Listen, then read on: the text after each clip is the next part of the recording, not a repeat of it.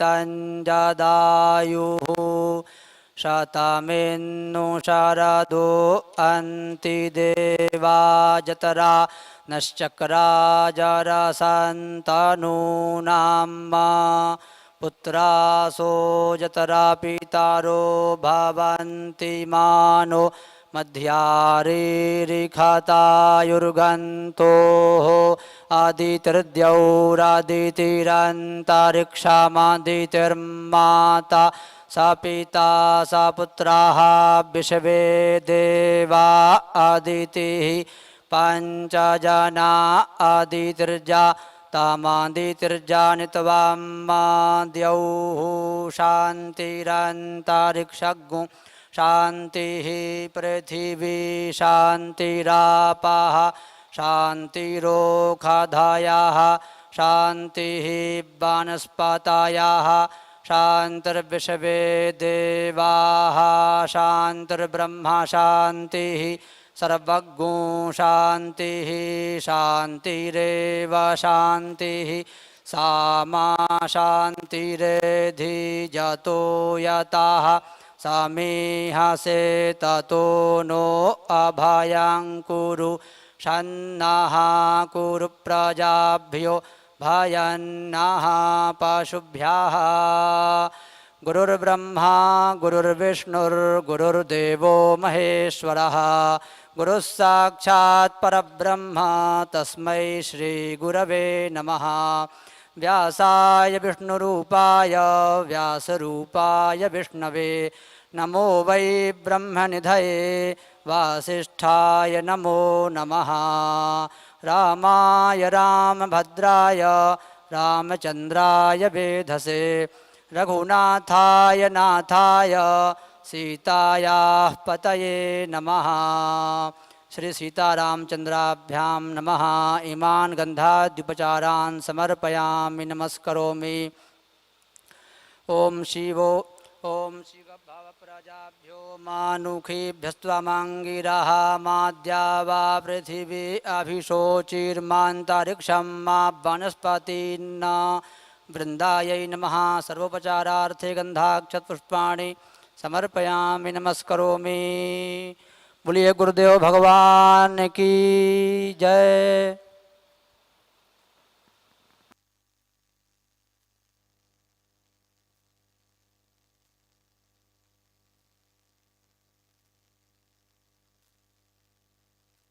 तत्सत् श्रीमते रामचन्द्राय नमः।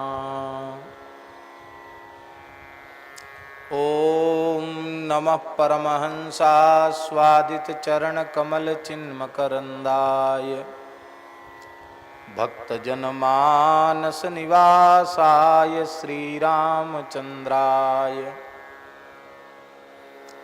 वागीशायस्य वदने लक्ष्मीर्यस्य च वक्षसि यस्यास्ते हृदये संवित्तं नृसिंहमहं भजे। विश्वसर्गविसर्गादिनवलक्षणलक्षितम् श्रीकृष्णाख्यं परं धाम जगद्धाम नमामि तत्। प्रह्लाद नारद पराशर पुंडरीक व्यासाम्बरीश शुक शौनक भीष्मदाल्व्यान् रुक्मांगदार्जुन वसिष्ठ विभीषणादीन् पुण्यानिमान् परम भागवतान् नमामि। वाञ्छाकल्पतरुभ्यश्च कृपा सिन्धुभ्य एव च पतितानां पावनेभ्यो वैष्णवेभ्यो नमो नमः। सीतानाथ समारंभां श्रीरामानन्दार्य मध्यमाम् अस्मदाचार्यपर्यन्तां वन्दे गुरुपरम्पराम्। नमो गोभ्यः श्रीमतीभ्यः सौरभेयीभ्य एव च नमो ब्रह्मसुताभ्यश्च पवित्राभ्यो नमो नमः।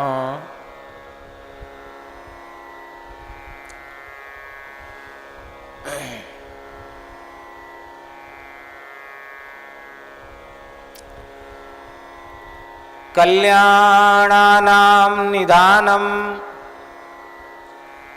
कलिमलमथनं पावनं पावनानां पाथेयं यन्मुमुक्षोः सपदि परपदप्राप्तये प्रस्थितस्य विश्रामस्थानमेकं कविवरवचसां जीवनं सज्जनानां बीजं धर्मद्रुमस्य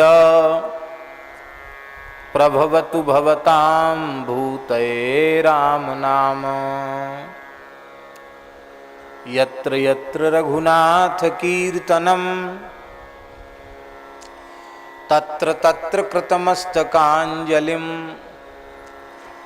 बाष्पवारि परिपूर्णलोचनं मारुतिं नमत राक्षसान्तकम्। भक्त भक्ति भगवंत गुरु चतुर नाम बपुएक, इनके पद वंदन किए नाशे विघ्न अनेक। बंदौ गुरुपद कंज कृपा सिंधु नर रूप हरि, महामोह तम पुंज जासु बचन रवि कर निकर। बंदौ तुलसी के चरण, जिन कीन्हो जग काज। कलि समुद्र बूढ़त लख्यो, प्रगट्यो सप्त जहाज। प्रणवं पवन कुमार खलवन पावक ज्ञान घन। जासु हृदय आगार, बसहि राम सर चाप धरे। श्री राम जय जय राम।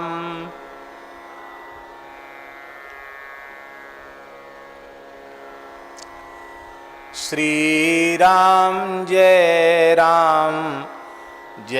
जय राम।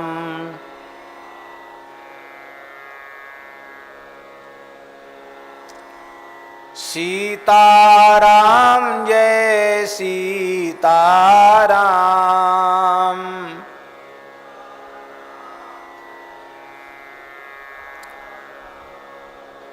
राधे श्याम जय राधे श्याम।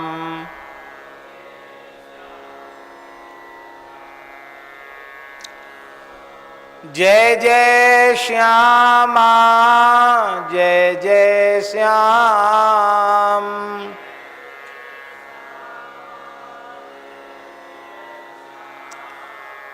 जय जय श्री वृंदावन धाम।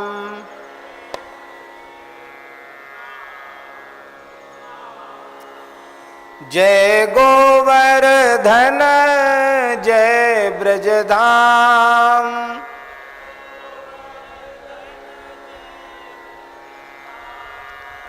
श्री यमुना जीयति अभिराम।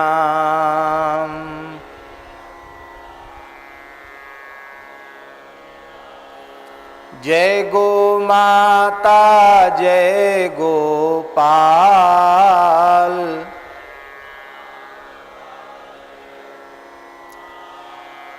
भक्त वत्सल प्रभु दीन दयाल।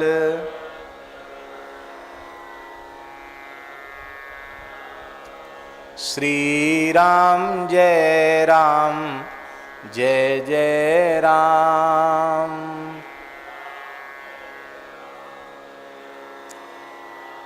श्री सीता रामचंद्र भगवान की जय। श्री वृंदावन बिहारी लाल की जय। श्री यमुना महारानी की जय। श्री गिरिराज महाराज की जय। यज्ञेश्वरी जगज्जननी गौ माता की जय। अखिल गोवंश की जय। श्री जड़खोर गोधाम की जय। श्री पथमेड़ा गोधाम की जय। श्री ब्रज कामद सुरभि वन की जय। श्री प्रतिज्ञा वन की जय। श्री हनुमान जी महाराज की जय। परम सिद्ध संत बाबा श्री घनश्याम दास जी महाराज की जय। श्री जड़खोर गोधाम की जय।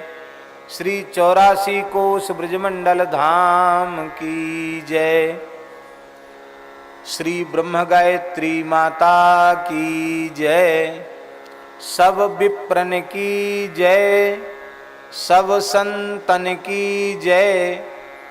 श्री विनय पत्रिका जी की जय। गोस्वामी श्री तुलसीदास जी महाराज की जय। श्री सद्गुरुदेव भगवान की जय। समस्त ब्रजवासीन की जय। जय जय श्री राधे। जय जय श्री सीताराम। हर हर महादेव।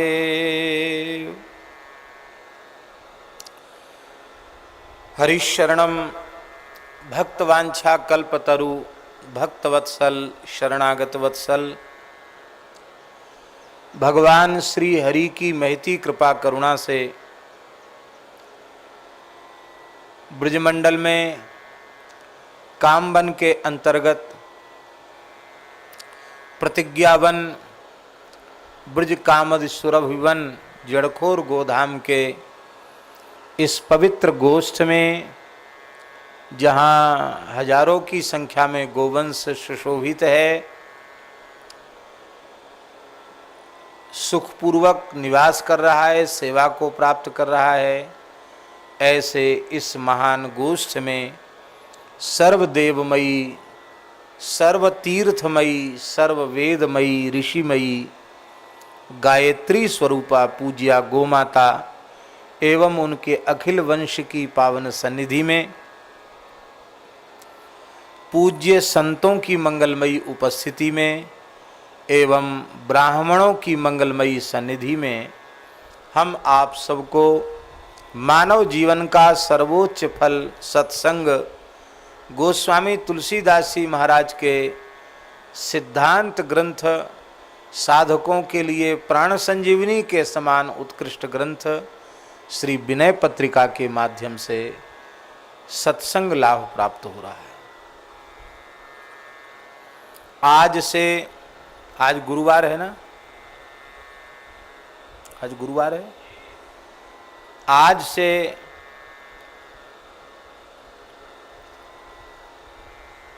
हमारे जड़खोर गोधाम के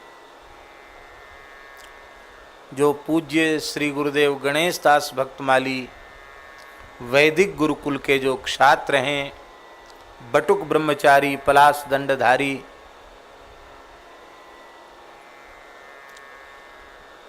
उन सबके द्वारा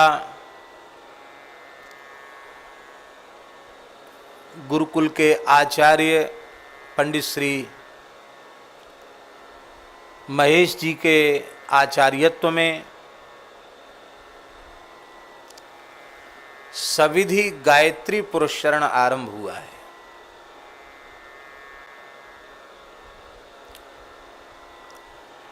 ये जितने पलाश दंडधारी विप्र देवता हैं, बटुक हैं, वो भूमि पर ही अपना दंड अपने निकट ही रखा करें, ठीक है ना। अभी तो कोई बात नहीं, आप लोग बैठे रहो, पर अपना अपना दंड भूमि पर अपने साथ ही, अपने निकट ही रखना चाहिए, वहीं रखें।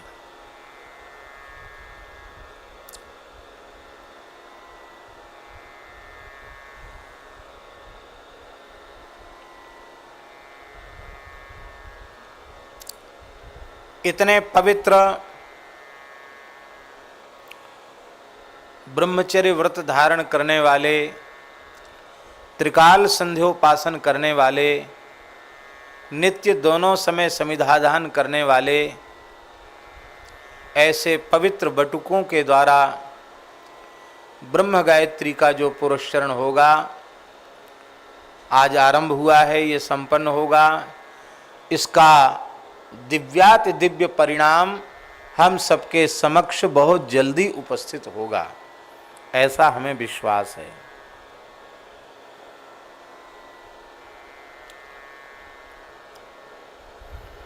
वैसे तो पुराणों में लिखा है कि कलयुग में ब्राह्मण शापित हैं महर्षि गौतम के द्वारा, और उस शाप की निवृत्ति गायत्री पुरस्चरण के बिना नहीं होती है। इसलिए ब्राह्मण के संस्कार ही तब जागृत होते हैं, उसमें ब्रह्मत्व ही तब जागृत होता है जब वह सविधि गायत्री पुरस्चरण स्वयं कर ले। हमारे परम आदरणीय, परम श्रद्धेय, बड़े सदाचारी और धर्मनिष्ठ विद्वद्वरेण्य, आर्ष ग्रंथों के परिमार्जित अधिकारी वक्ता श्रद्धेय श्री त्र्यंबकेश्वर चैतन्य ब्रह्मचारी जी भी इस समय श्रीधाम वृंदावन में 9 महीने का अनुष्ठान लेकर के गायत्री पुरस्चरण कर रहे हैं। पहले भी 2-3 पुरस्चरण वे कर चुके हैं और पुनः वे गायत्री पुरस्चरण कर रहे हैं।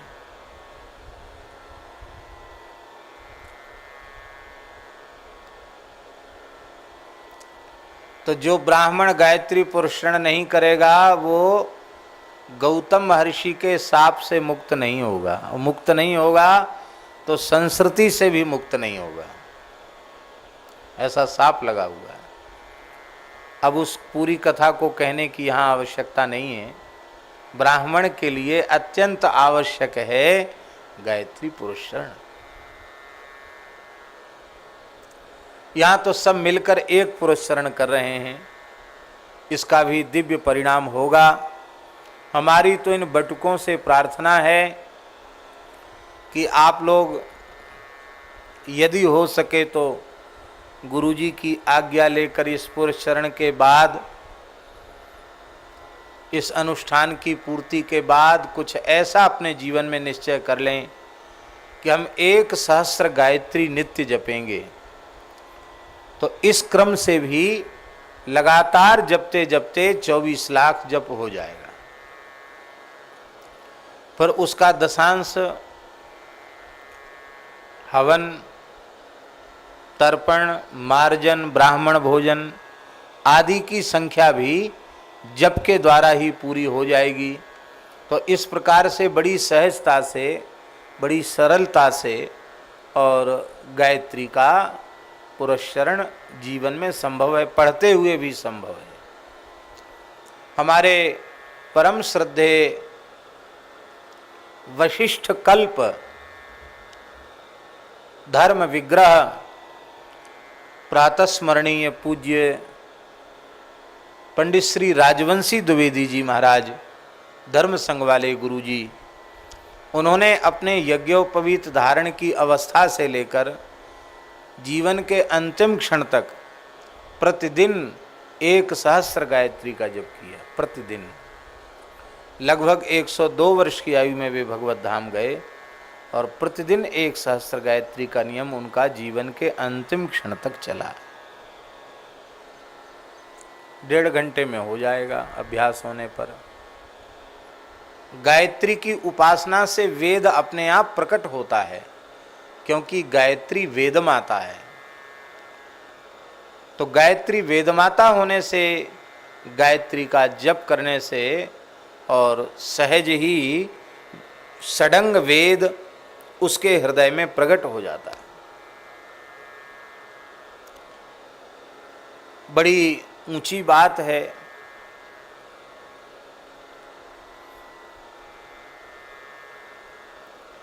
कि हम कम श्रम करें शास्त्रों में तो भी गायत्री जप की महिमा से शास्त्र की विशिष्ट कृपा हम प्राप्त कर सकते हैं।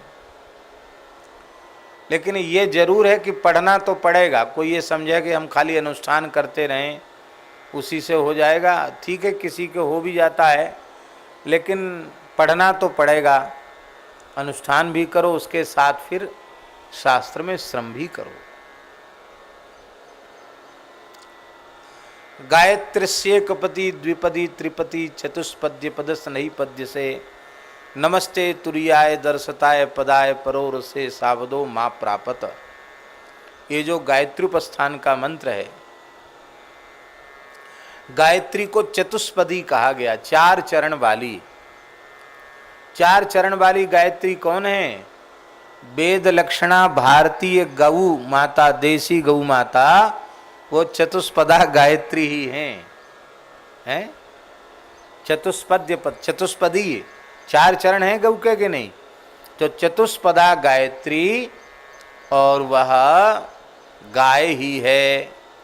और पुराण को, पद्म पुराण उठाकर देखें, जहाँ पुष्कर महात्म्य विशेष है, वहाँ ब्रह्मा जी के द्वारा किए गए पुष्कर के यज्ञ का वर्णन है। वहाँ वर्णन है कि गायत्री सुरभि गाय की पुत्री है। गायत्री कौन है? सुरभि गाय की पुत्री है गायत्री। तो गाय की पुत्री का मतलब, अरे गाय की बछिया है गायत्री, गोवत्सा है। गोवत्सा का मतलब गो स्वरूपा ही है गायत्री। अब विचार करने की बात है, पुराणों के अनुसार वेद माता गायत्री और गायत्री की माता गौ माता, तो मतलब क्या हुआ?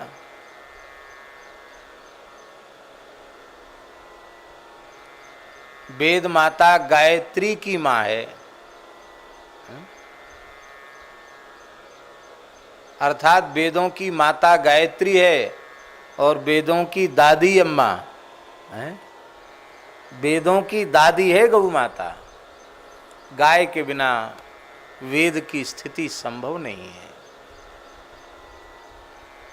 ये पवित्र अनुष्ठान निश्चित ही गोवंश की रक्षा, गोवंश का संरक्षण, संपोषण, संवर्धन सब कुछ करेगा।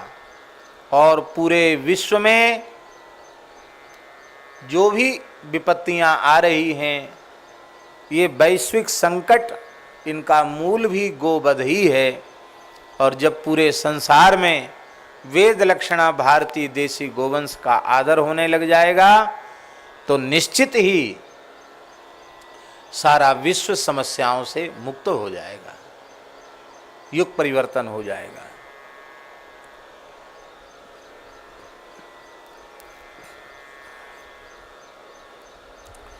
गायत्री जप के समय कुछ बातें विशेष ध्यान देने योग्य हैं। एक तो यह है कि हम मंत्र के मानसिक उच्चारण में शीघ्रता न करें। बोलकर उच्चारण तो न ही करें, उपांशु जप करें। उपांशु से मानसिक श्रेष्ठ है। जहाँ होठ जिह्वा कुछ नहीं हिलता वो और अधिक श्रेष्ठ है। उतना न हो तो उपांशु, उपांशु जिसमें होठ हिलते हैं थोड़े थोड़े, वो उपांशु जप है। तो उपांशु या मानसिक जप ही करें। जप में बहुत शीघ्रता न करें और मंत्र का 4 भाग में उच्चारण करें। उच्चारण तो एक साथ ही होगा पर उसका 4 भाग में। पहले व्याहृतियों का उच्चारण करें, फिर वरेण्यम तक कहें, फिर धीमहि पद तक बोलें, फिर प्रचोदयात् पद तक बोलें। इस प्रकार से 4 भाग में मंत्र का उच्चारण हुआ। और जप के समय वरेण्यम न बोलकर वरेण्यम ऐसा बोलें। इतनी सावधानी रखें क्योंकि शास्त्रों में लिखा है अभिन्न पादा गायत्री ब्रह्म हत्याम प्रयच्छति भिन्न पादा तो गायत्री ब्रह्म हत्याम व्यपोहति। जो अभिन्न पादा गायत्री है वो ब्रह्म हत्या जैसे पाप लाद देती है। पाप लगता है अभिन्न पादा का जप करने से, सीधा सीधा जप करने से, और भिन्न पादा गायत्री जप करने से ब्रह्म हत्या जैसे पाप नष्ट हो जाते हैं। अब समझ में आ गई सबके भिन्न पादा। तो कौन सा जप करेंगे? भिन्न पादा गायत्री का जप करेंगे, चतुष्पदा गायत्री का जप करेंगे। गायत्री परब्रह्म की शक्ति है, परब्रह्म स्वरूपणी है, स्वरूपा है। इतना ही नहीं, श्री राम मंत्र का अर्थ गायत्री है। श्रीमद् वाल्मीकि रामायण गायत्री मंत्र का अर्थ है। श्रीमद् भागवत के संबंध में भागवत जी में लिखा है गायत्री भाष्य भूतोसौ। श्रीमद् भागवत पुराण गायत्री का भाष्य है। इसका मतलब है गायत्री मंत्र का अर्थ भगवान नारायण है, गायत्री का अर्थ भगवान श्री राम है, गायत्री का अर्थ भगवान श्री कृष्ण है। आप अपने इष्ट उपास्य स्वरूप का ध्यान गायत्री मंत्र के प्रतिपाद्य इष्ट अर्थ के रूप में अपने आराध्य इष्ट उपास्य स्वरूप का ध्यान कर सकते हैं। ऐसी और गायत्री शक्ति तो है ही। गायत्री जप का जिन्हें अधिकार है, शास्त्रीय अधिकार है, उन्हें ही मर्यादा पूर्वक गायत्री जप करना चाहिए। सब लोगों को आजकल तो एक परंपरा चल पड़ी है, सब जरा हो गया गायत्री मंत्र का, जरा भंडारा। कैसेटें चल गईं, ढोल मजीरा बजा करके गा करके मंत्र का कीर्तन किया जाने लग गया। यह मंत्र का समादर नहीं है, ये मंत्र का तिरस्कार है। और इस प्रकार से मंत्र की अवज्ञा करने से बड़े बड़े विप्लव पूरे देश में, पूरी दुनिया में होते हैं। इसलिए हम जो कुछ करें वह शास्त्र मर्यादा से करें, हैं, मनमाने तरीके से कुछ भी न करें। यह शास्त्र विधिमुत्सृज्य वर्तते काम कारतः न स सिद्धिमवाप्नोति न सुखम न परांगतिम।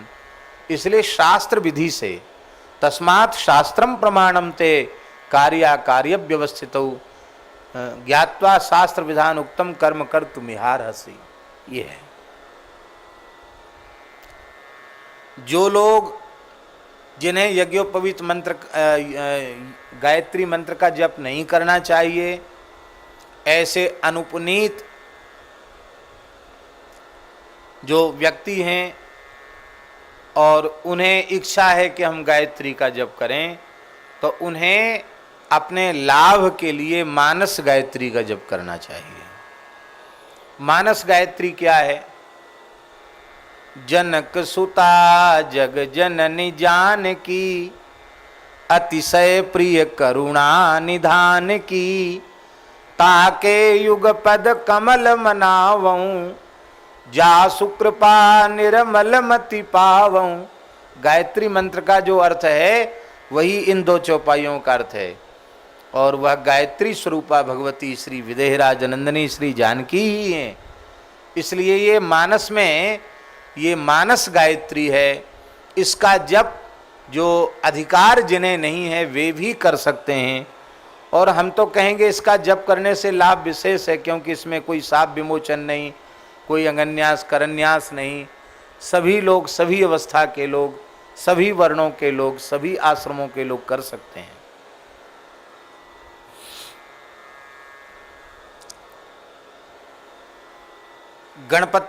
गणपति मंत्र के जप भी संपन्न कल तक हो चुके हैं, लगभग पूरा हो गया। 9 लाख जप हैं।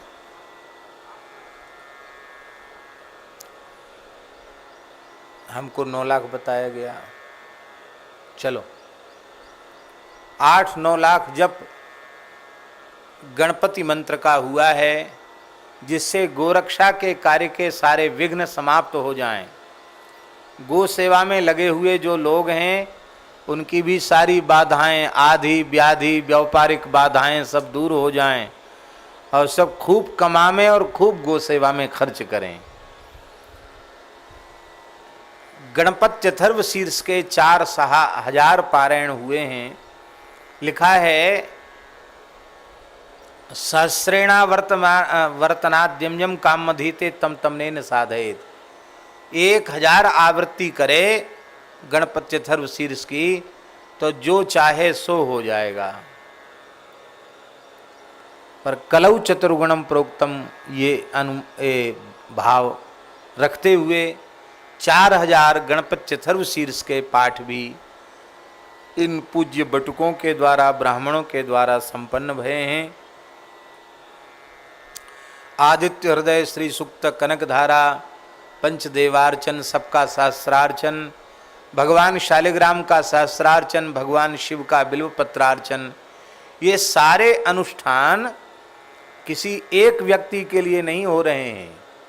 यह सर्वविध सारे जगत का कल्याण हो, गोवंश की रक्षा हो, गोवंश सुखी हो, गोवंश पुनः अपने माहात्म्य में पुनः प्रतिष्ठित हो जाए, जन जन के भीतर गोभक्ति की प्रतिष्ठा हो जाए, भारत की पवित्र धरती गोवध के कलंक से मुक्त हो जाए और ये जो वैश्विक महामारी जैसी विपत्तियां हैं ये दूर हो जाएं, सभी धर्मनिष्ठ हों, सभी का कल्याण हो, सभी सुखी संपन्न समृद्ध भगवत भक्त हों।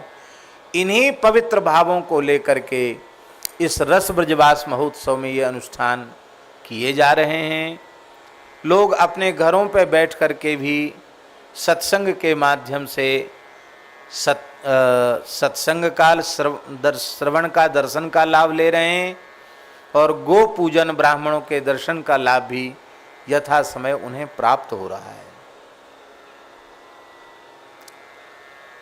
तो ये जो कुछ आप लोग कर रहे हैं ना, ये आप लोगों के जीवन की बहुत बड़ी पूंजी है, क्योंकि मूल की रक्षा अत्यंत यत्न पूर्वक की जानी चाहिए और वैदिक सनातन धर्म का मूल वेद लक्षणा भारतीय देसी गाय है।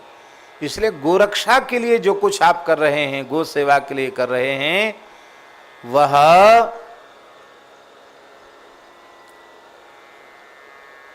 वैदिक सनातन धर्म के मूल की रक्षा का कार्य आप लोगों के द्वारा हो रहा है। मूल रक्षण का कार्य आप लोगों के द्वारा हो रहा है। इसलिए आप सब इतनी श्रद्धा और इतनी ईमानदारी से कर रहे हैं ना, आप सबका नाम गोपाल जी के रजिस्टर में लिख गया, समझ लो। सबका नाम लिख गया कि सब गोरक्षा के काम में सब आए, सबने भगवान से प्रार्थना की, ऐसा आप समझ लीजिए।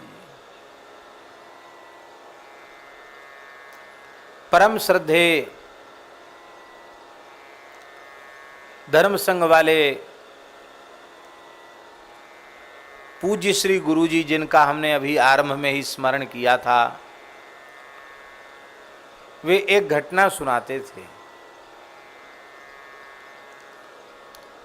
परम पूज्य धर्म सम्राट स्वामी श्री करपात्री जी महाराज ने गोरक्षा का एक बहुत विशाल आंदोलन किया 1966 में, गोरक्षा आंदोलन। और उस आंदोलन में आप विचार कीजिए कि उस समय इतने अधिक प्रचार के माध्यम उपलब्ध नहीं थे आधुनिक, और उस समय करपात्री जी ने कितना श्रम किया होगा। 15 लाख लोग दिल्ली पहुंचे थे। कितने लोग? गोपाष्टमी के दिन सत्याग्रही गोरक्षक गोभक्तों के ऊपर गोलियां बरसाई गईं,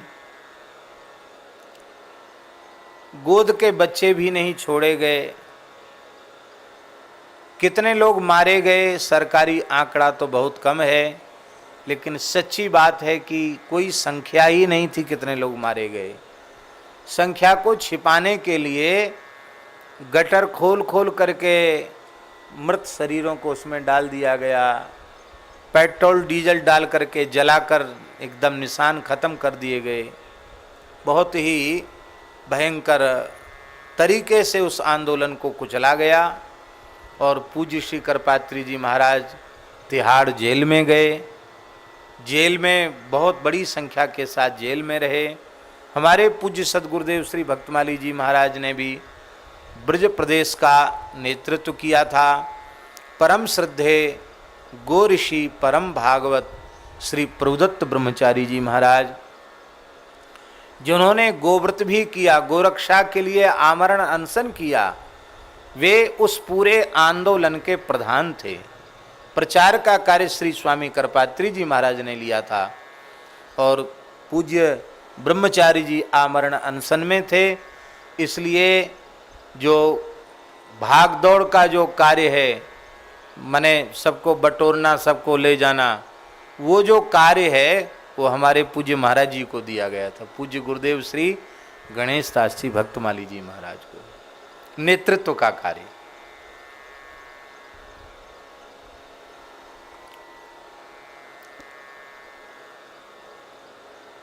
तिहाड़ जेल में खूनी कैदियों को इशारा किया गया और उनको ये कह दिया गया था कि तुम उनको करपात्री जी को मार डालो तो ये सिरदर्द हम लोगों का ख़त्म हो जाएगा और तुम लोगों को सजा माफ करके तुमको मुक्त कर दिया जाए। ऐसा षड्यंत्र था, सरकारी षड्यंत्र था। लोहे के बड़े बड़े सरिया लेकर के वे सब रॉड और सरिया लेकर के दौड़ पड़े। प्रवचन हो रहा था, हमारे महाराज जी भी वहीं थे, करपात्री जी महाराज बोल रहे थे। संत स्थिति को समझ गए कि यह आक्रमण करपात्री जी के ऊपर है, तो संतों ने उनके ऊपर उनको घेर लिया चारों ओर से, उनके ऊपर कुछ लेट गए।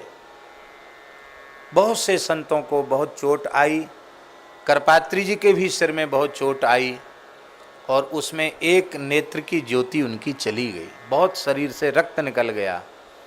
वे अंग्रेजी औषधि का स्पर्श करते नहीं थे, बहुत लंबे समय तक उनको उसकी पीड़ा रही।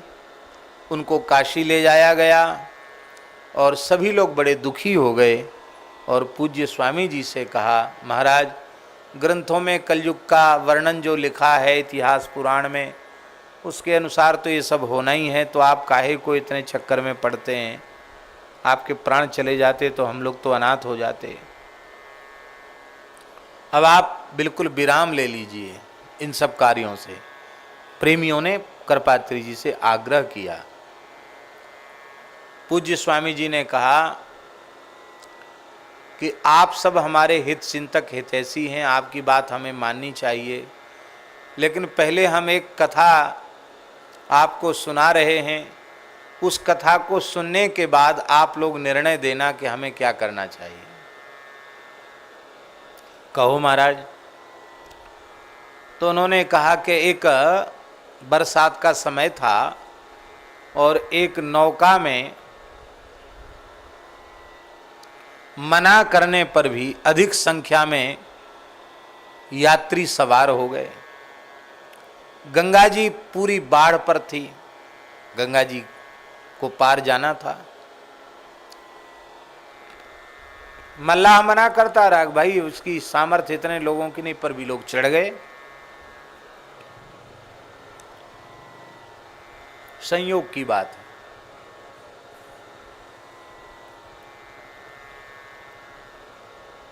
जैसे ही बीच धार में नौका पहुंची, भमर आई, लहर आई और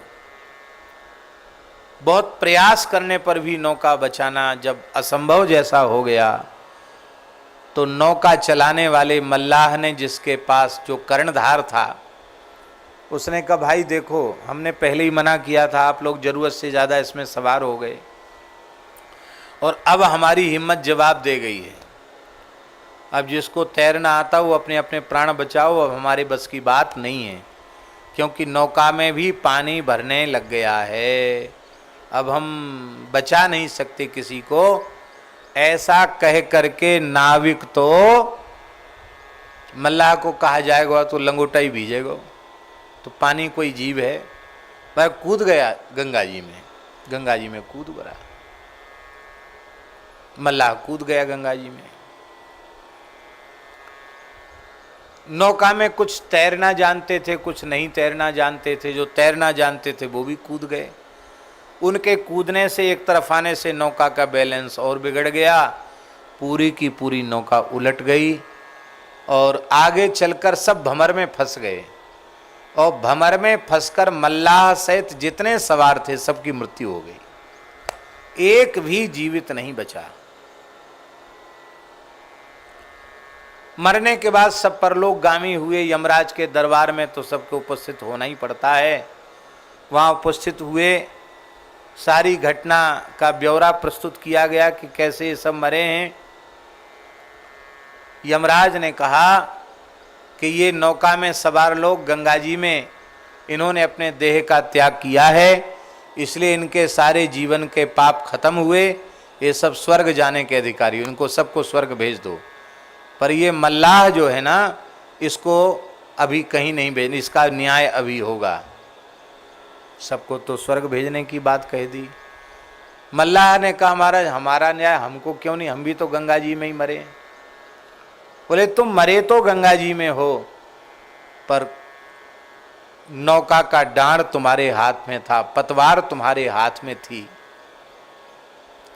ठीक है, सबको ऐसे ही मरना था, तुमको भी ऐसे ही मरना था, भवितव्यता ऐसी ही थी, लेकिन तुम्हारा कर्तव्य था कि अंतिम श्वास तक तुम लोगों को बचाने का प्रयास करते। नहीं बचता, नियति जो निश्चित करती सो होता, लेकिन तुमने अपने कर्तव्य का त्याग किया है, इसलिए इतने लोगों की हत्या का पाप तुम्हारे सिर पर चढ़ा और कहा इसको नरक भेज दिया जाए। गंगा में मरने के बाद भी उसको नरक जाना पड़ा। तो पूज्य श्री करपात्री जी महाराज ने कहा कि जब करपात्री जैसे लोग, साधु ब्राह्मण जिनको समाज श्रद्धा रखती है, वो लोग भी मर के जब जाएंगे परलोक, और उस समय ठाकुर जी के दरबार में पूछा जाएगा कि तुम तो कर्णधार थे, तुम्हारे हाथ में पतवार था, तुमने अंतिम श्वास तक गोरक्षा का प्रयास क्यों नहीं किया? यदि तुमने अंतिम श्वास तक गोरक्षा का प्रयास नहीं किया तो अपने कर्तव्य का त्याग करने के कारण गो हत्या का पाप तुम्हें भी लगा, और जब गोहत्या का पाप लगा तो तुम सदगति के अधिकारी कैसे जाओ, नरक की यातना भोगो। तो हम यदि गोरक्षा के लिए जप तप पाठ पूजन अनुष्ठान भी करके यदि गोरक्षा के लिए भगवान से प्रार्थना करते हैं, मन से वाणी से क्रिया से किसी भी प्रकार से गो सेवा और गोरक्षा के इस पवित्र कार्य में अपनी आहुति देते हैं, अपने समर्पण की, अपने सहयोग की आहुति देते हैं इस महान यज्ञ में, तो निश्चित समझिए कि ठाकुर जी के दरबार में आपका नाम गो भक्तों में लिखा जाएगा, गो विरोधियों में आपका नाम नहीं लिखा जाएगा। तो आप लोग जितने गायत्री पुरस्करण करने वाले या जो भी अनुष्ठान करने वाले, आदित्य हृदय, दुर्गा सप्तशती या कनकधारा आदि, श्री सूक्त, जो भी अनुष्ठान आप सब कर रहे हैं, ये सब गोरक्षा के लिए, गो सेवा के लिए, गो भक्तों के सर्वविध कल्याण के लिए, पूरे विश्व की महामारी को नष्ट करने के लिए आप ये पवित्र शास्त्रीय विधि से अनुष्ठान कर रहे हैं। तो आपको इन सब की सुरक्षा का पुण्य मिल जाएगा और भगवान के दरबार में आपको ऐसा नहीं अवसर आएगा कि आप उत्तर न दे पाओ कि हमने क्या किया गोरक्षा के लिए। आप कह सकते हैं कि गोरक्षा के लिए हमने जड़खोर गोधाम में बैठकर गायत्री पुरस्करण किया था, हमने आदित्य हृदय का पाठ किया था, हमने दुर्गा सप्तशती का पाठ किया था। तो ये सब आप कह करके और भगवान के दरबार में उनके प्रेम के पात्र बन सकते हैं। तो ये पवित्र अनुष्ठान हो रहा है। हम बड़े प्रसन्न हैं। हमारे पांडे जी की भी बड़ी निष्ठा है। गौ ब्राह्मणों में क्यों न हो, दाऊ दादा, गौ और ब्राह्मणों के प्रतिपालक तो दाऊ दादा ही हैं। दाऊ दयालु ब्रजराज हैं और ये ब्रजराज दाऊ दादा की गोचारण स्थली है। कैसी अद्भुत, हाँ हमें ऐसा लगता है पूज्य बाबा श्री घनश्याम दास जी महाराज जैसे सिद्ध पुरुष यहाँ विराजे, जिन्हें भगवान का साक्षात दर्शन प्राप्त हुआ और लगभग 50 वर्ष पहले उन्होंने घोषणा कर दी कि अभी तो लोग इस जगह को नहीं जानते, पर 50 वर्ष बाद ये पूरे संसार में प्रसिद्ध होगी। और ये बात जब बाबा ने कही थी उसके 50 वर्ष बाद ही महापुरुष लोग यहाँ आए और ये सब गो सेवा का महनीय कार्य यहाँ आरंभ हुआ।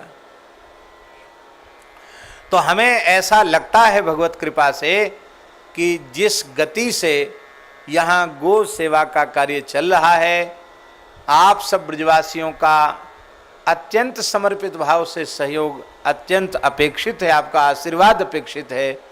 तो हम समझते हैं इस जड़खोर गोधाम के माध्यम से पूरे 84 कोस ब्रज में गो सेवा की क्रांति आएगी और गो आधारित कृषि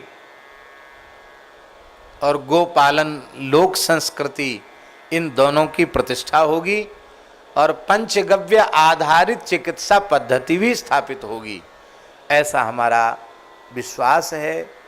हाँ, अब ये बात है कि पूरे 84 कोस ब्रज के सब कमर कस के लग जाएं तो महाराज हाल ही भयो भयो ऐसा समझ लो, जल्दी हो जाएगा। और आपका सहयोग जितना देरी से मिलेगा उतना देरी लग जाएगी। तो अब एक बात बताओ, इतना बढ़िया काम जल्दी होना चाहिए कि इसमें देरी लगनी चाहिए? ये तो जितने जल्दी हो जाए उतना अच्छा है। पूरा ब्रज व्यसन मुक्त हो जाएगा। गौ माता ही ब्रज की दशा और दिशा दोनों बदल सकती हैं, दशा को सुधार सकती हैं, क्योंकि ब्रज शब्द का अर्थ ही गायों का गोष्ठ है। सब कुछ गो सेवा से ही हो जाएगा। इन्हीं शब्दों के साथ गायत्री पुरुष शरण में लगे हुए, अनुष्ठान में लगे हुए सभी ब्राह्मणों का सादर वंदन करते हुए आज की कथा का हम आरंभ कर रहे हैं। आज थोड़ा विलंब हुआ क्योंकि आज पुरुष शरणाम आरंभ हुआ, तो थोड़ी विधि में थोड़ा सा समय लगा। अब जो चर्चा हम कर रहे थे उसका शुभारंभ करते हैं। विनय पत्रिका में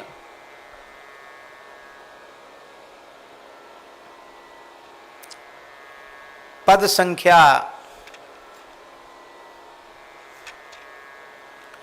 44 की चर्चा हम कर रहे थे और इसके 2 चरण अवशिष्ट रह गए थे, उनकी चर्चा करेंगे, फिर आगे जैसा समय रहेगा वैसी चर्चा करेंगे। तो पहले एक बार हम पद का उच्चारण कर लें।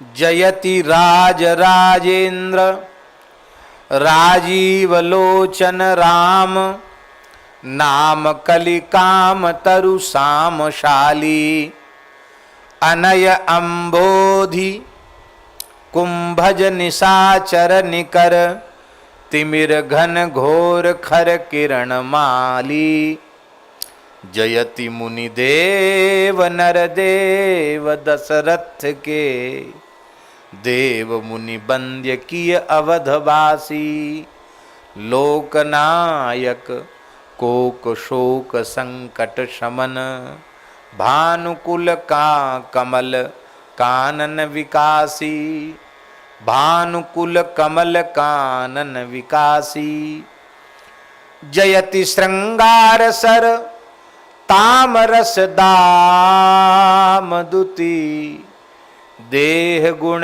गेह विश्वोपकारी सकल सौभाग्य सौंदर्य सुषमा रूप मनोभव कोटि गर्वापहारी जयति सुभग सारंग सुनिखंग सायक शक्ति चारु चरमा शिबर बर्म धारी धर्म धुर धीर रघुवीर भुजबल अतुल हेलया दलित भूभार भारी जयति कलधौत मणि मुकुट कुंडल तिलक झलक भली भाल विधु बदन शोभा दिव्य भूषण बसन पीत उपवीत किय ध्यान, कल्याण भाजन न को भा। जयति भरत सौमित्री शत्रुघ्न सेवित सुमुख, सचिव सेवक सुखद सर्वदाता, अधम आरत दीन पतित पातक पीन। विनाश कर सकता हूं। लक्ष्मण जी की, सुग्रीव जी की, धनुष बाण, इन सब की जरूरत नहीं। जैसे राम जी ने अपने स्वरूप में आकर यह बात कही, सोई सब ठंडे पड़ गए। अब सुग्रीव जी को समझ में आ गया, अरे हम तो भूल गए थे प्रभु, रावण को कांख में दबाने वाले बाली को तो एक बाण से मार दिया इन्होंने। इंद्र के बेटा जयंत की क्या दशा हुई। ओहो, मैं तो भूल गया ये परब्रह्म परमात्मा है, इनको तो उंगली उठाने की भी जरूरत क्या है। ये संकल्प करते हैं तो अनंत अनंत ब्रह्मांडों का सृजन हो जाता है, और ये संकल्प करते हैं तो अनंत अनंत ब्रह्मांडों का नाश हो जाता है, प्रलय हो जाता है। अरे हम भूल गए।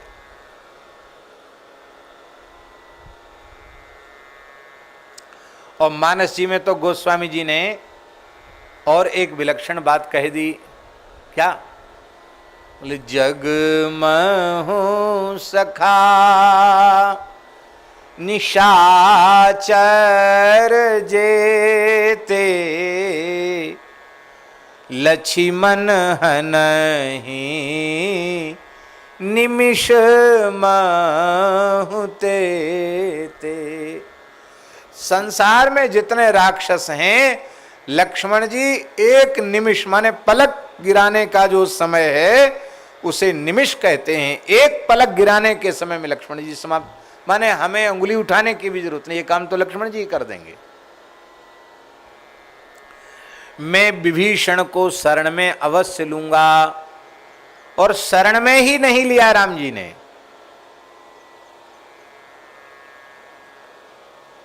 सीधे पदोन्नति कर दी। आजकल लोग दलित दलित कहते हैं। मेरी बड़ी विनम्र प्रार्थना है, भारतवर्ष के पवित्र धरती पर लेने वाला कोई भी मनुष्य दलित नहीं है।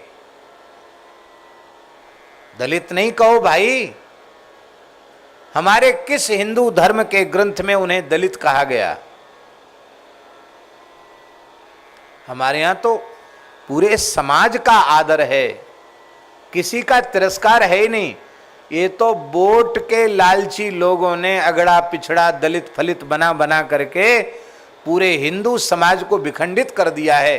हमारी प्रार्थना है आज धर्म रक्षा राष्ट्र रक्षा के लिए अपने अपने वर्णाश्रम धर्म का पालन करते हुए संपूर्ण हिंदू समाज को एक सूत्र में बंधने की आवश्यकता है, ये होना चाहिए।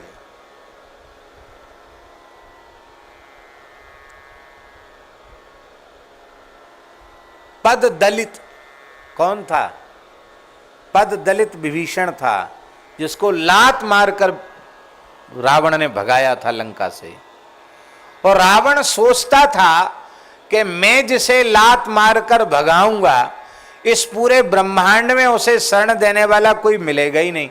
ब्रह्मा जी, शंकर जी, इंद्र भी उसको शरण में नहीं रखेंगे, भगा देंगे, और रावण से बैर कौन ले। लेकिन राम जी ने उस लात मारकर भगाए हुए विभीषण से क्या कहा? विभीषण ने क्या समर्पित किया राम जी के चरणों में, बताओ आप लोग।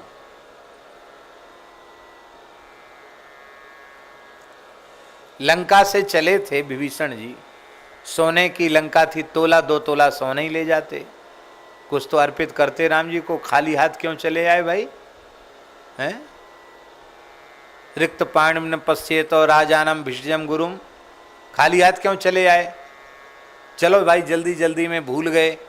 अरे घर में ही फूल तुलसी थी, नव तुलसी का वृंद था, दो चार तुलसी की मंजरी युक्त दल ही ले आते, वो भी नहीं लाए। चलो कोई बात नहीं, शीघ्रता में भूल गए। फल नहीं लाए, जल नहीं लाए, तुलसी दल नहीं लाए, कोई भेंट नहीं लाए।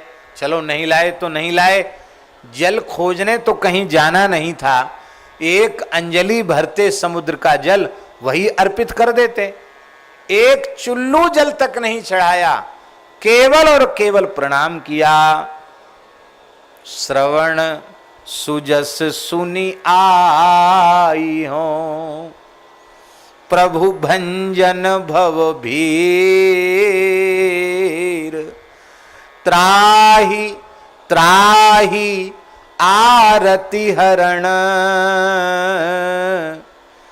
शरण सुखद रघुवीर।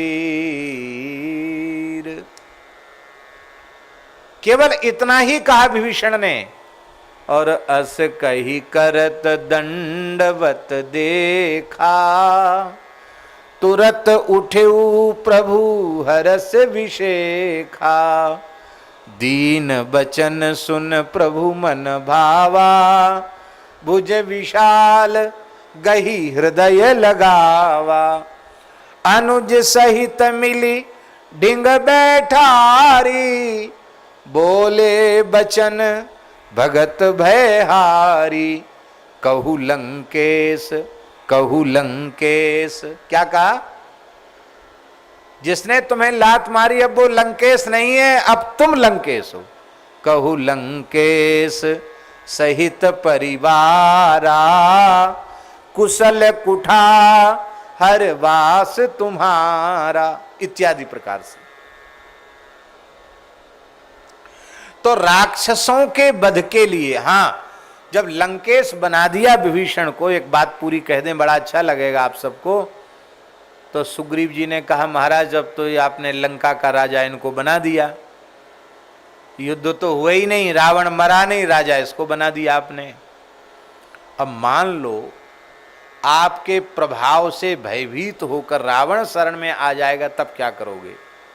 क्योंकि मित्र है ना, मित्र अपने मन की बात कहने में संकोच नहीं करते हैं। तो सुग्रीव जी सेवक हैं, मित्र भी हैं। सुग्रीव जी बोले, महाराज कहीं आपके प्रभाव से भयभीत होकर रावण शरण में आ गया, तब आप क्या करोगे? रावण की लंका तो विभीषण को दे दी, अब रावण बेचारा बेघर हो गया, अब वो भी शरण में आएगा तो उसको ठौर ठिकाना कहाँ दोगे, कहाँ रखोगे विभीषण रावण को? राम जी के नेत्र भराए, हृदय भराया, बोले सुग्रीव तुम चिंता मत करो, मुझे अपने प्राण प्यारे भैया भरत पर बहुत विश्वास है, मैं भरत को कह दूंगा तो अयोध्या का सिंहासन रावण के लिए खाली कर देगा, लेकिन मैं शरणागत का त्याग नहीं कर सकता। रावण भी एक बार मेरी शरण में आकर देखे, यदि विभीषण को लंकेश बना दिया है तो रावण को मैं अवधेश बनाने में विलंब नहीं करूंगा। यह है राम जी की शरणागत वत्सलता। तो राम जी राक्षसों को मारने के लिए अवतार नहीं लिए हैं। हनुमान जी कहते हैं, मर्त्यावतारस्त्विह मर्त्य शिक्षणम, मर्त्य शिक्षण ही मर्त्यावतार का प्रयोजन है। इस मृत्युलोक में भगवान ने नरावतार लेकर लीला की, रामावतार लिया, केवल मरण धर्मा मनुष्य जाति को वर्ण धर्म और आश्रम धर्म की शिक्षा अपने चरित्र के माध्यम से देने के लिए ही भगवान ने अवतार लिया।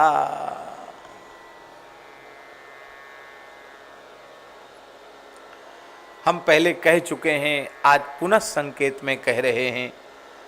विनय पत्रिका के प्रसंग में जहाँ भरत जी की चर्चा हमने की थी, शत्रुघ्न जी की चर्चा जहाँ की थी, वहाँ इस बात को विस्तार पूर्वक हम कह चुके हैं। अब पुनः केवल एक संकेत मात्र में हम बोल रहे हैं।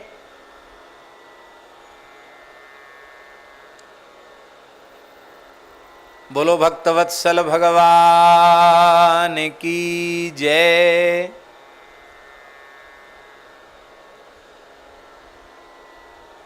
श्री मनु जी महाराज जो ब्रह्मा जी के दाहिने भाग से प्रकट हुए, शत्रुपा वाम भाग से प्रकट हुई, और ये आदि दंपति हैं। ये क्या है? मनु शत्रुपा आदि दंपति, माने सृष्टि के आरंभ में सबसे पहला जोड़ा पति पत्नी का यही हुआ। भागवत में स्पष्ट लिखा है कि मनु जी साक्षात नारायणांश हैं, और शतरूपा साक्षात लक्ष्मी स्वरूपा हैं। इसलिए लक्ष्मी नारायण ही एक अंश से मनु शतरूपा के रूप में प्रकट हुए।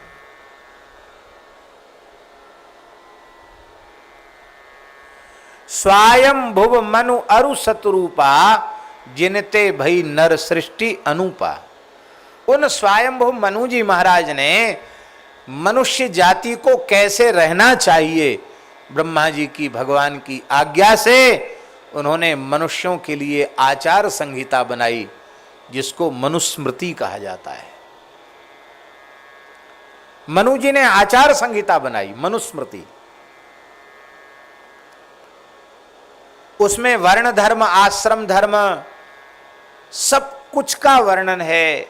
वो संपूर्ण एक प्रकार से संविधान है मानव जाति का, सम्यक और संपूर्ण संविधान है।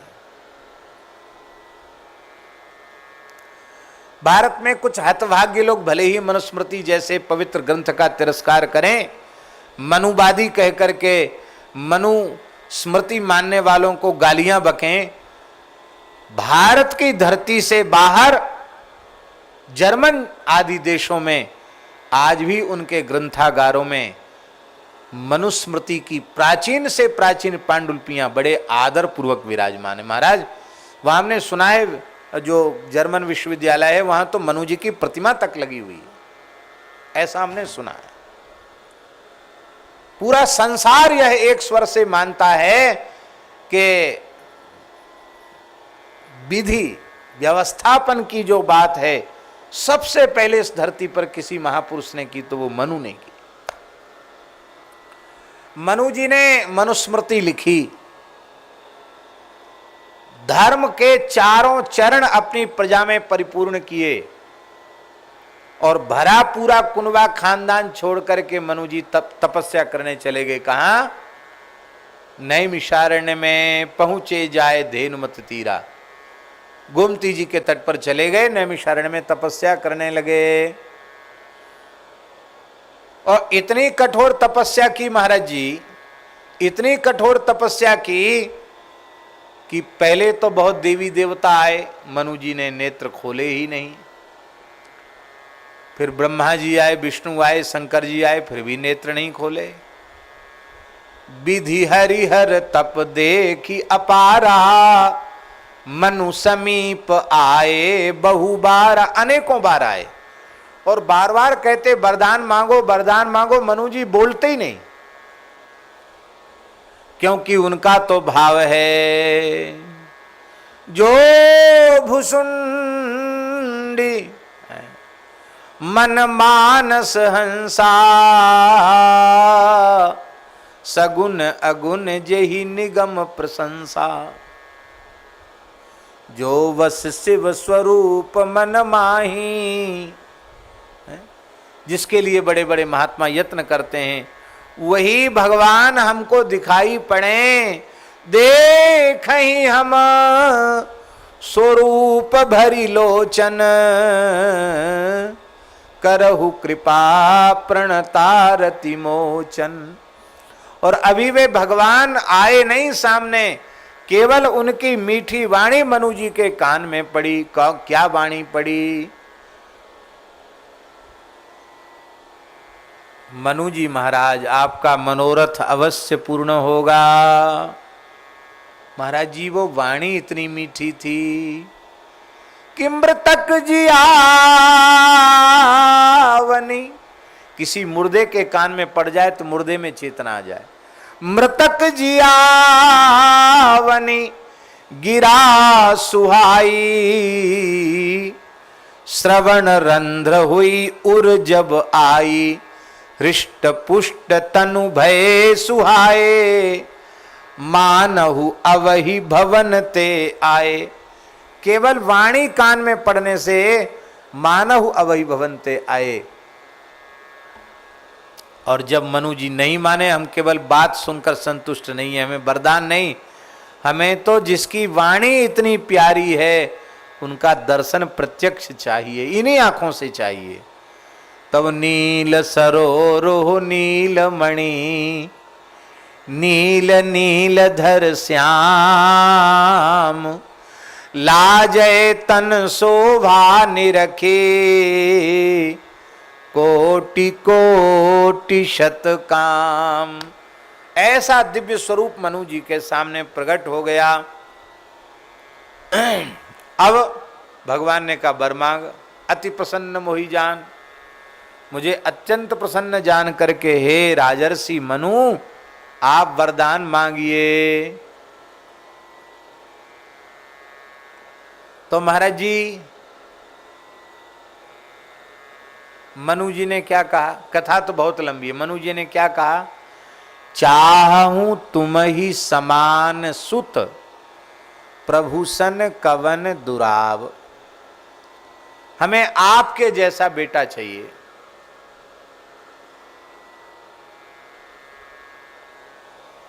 आपके जैसा बेटा चाहिए। हम आपसे पूछते हैं ये वरदान मांगने का क्या तुक।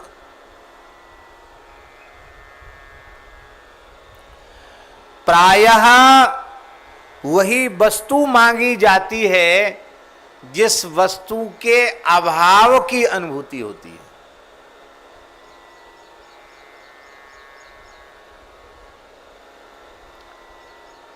आपने झिक्के कचौड़ी रबड़ी खा ली। कचौड़ी का नाम हमने इसलिए लिया कि बीच बीच में थोड़ा स्वाद बदलने के लिए। हाँ, आपने झिक्के कचौड़ी रबड़ी खा ली,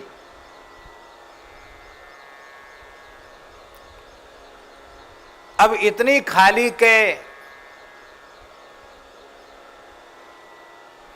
8 आना 4 आना भर पाचक चूर्ण भी खाने की जगह आपको नहीं है। वैद्य जी कहें कि लो ये चूर्ण पत्थर हजम हो जाएगा, खा लो, तो महाराज वो चूर्ण की भी जगह नहीं। कहे भैया इतनी जगह होती तो एक चम्मच है, एक डंकी, एक चम्मच कम से कम रबड़ी और खा जाते। ऐसी दशा किसी की हो गई हो, इतना झिक गया हो, और उस व्यक्ति को आप कहो कि लो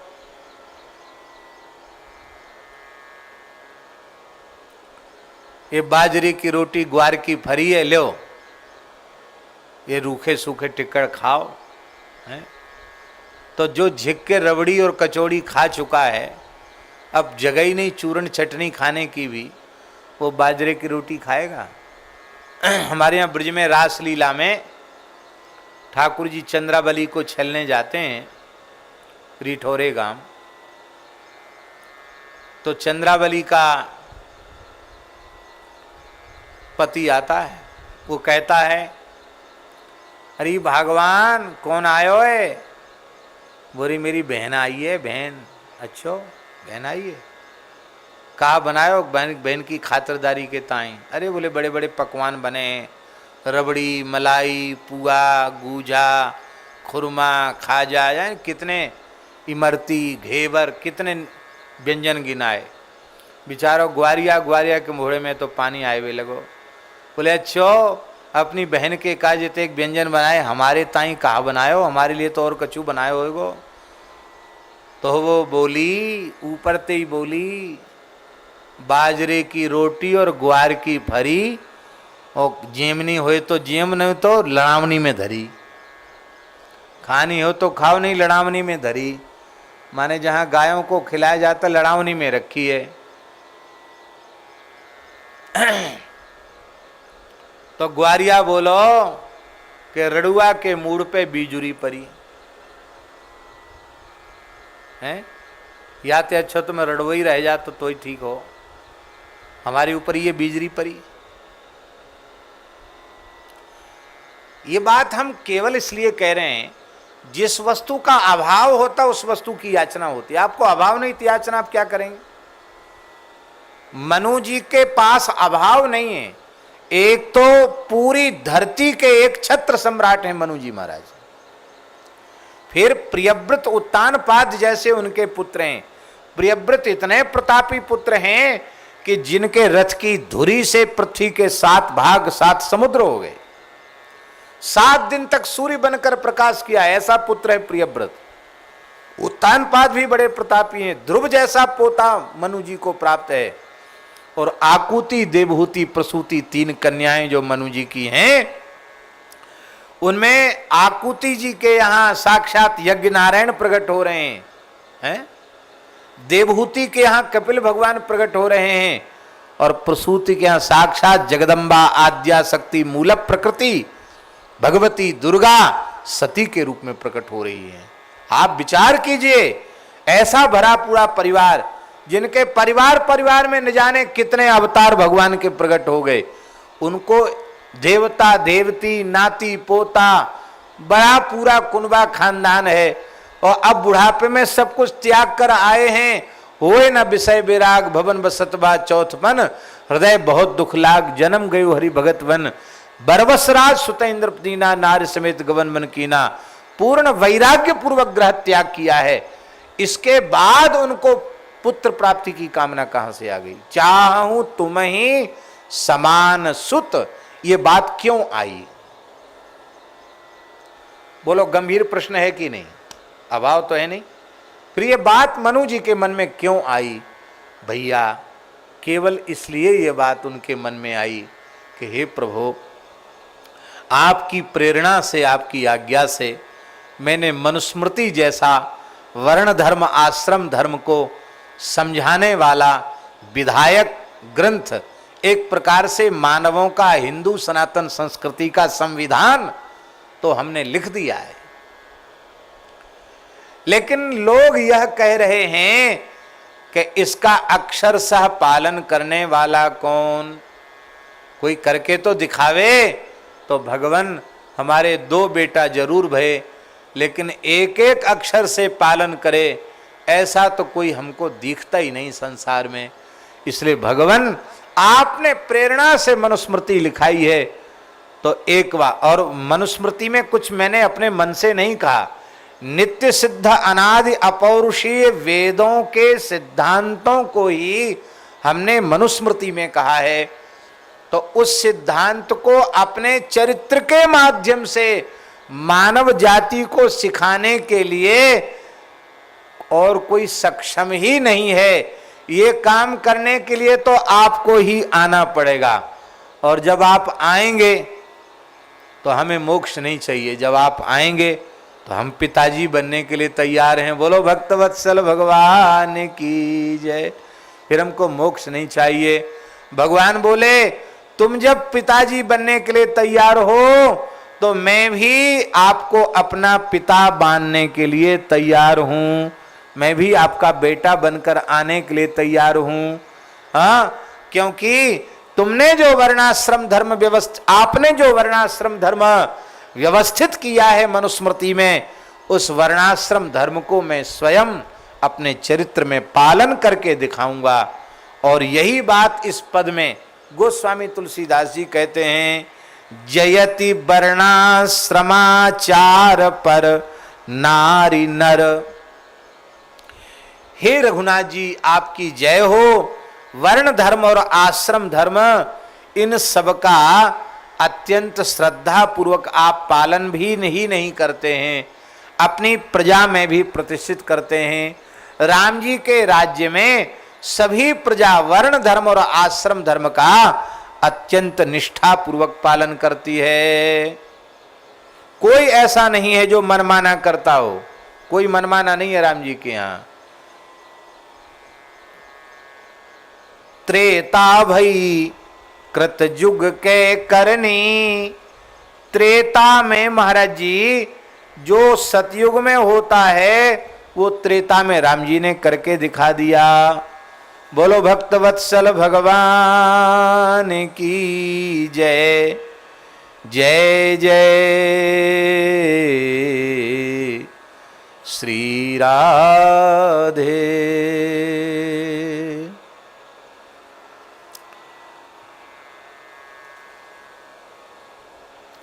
अब देखिए,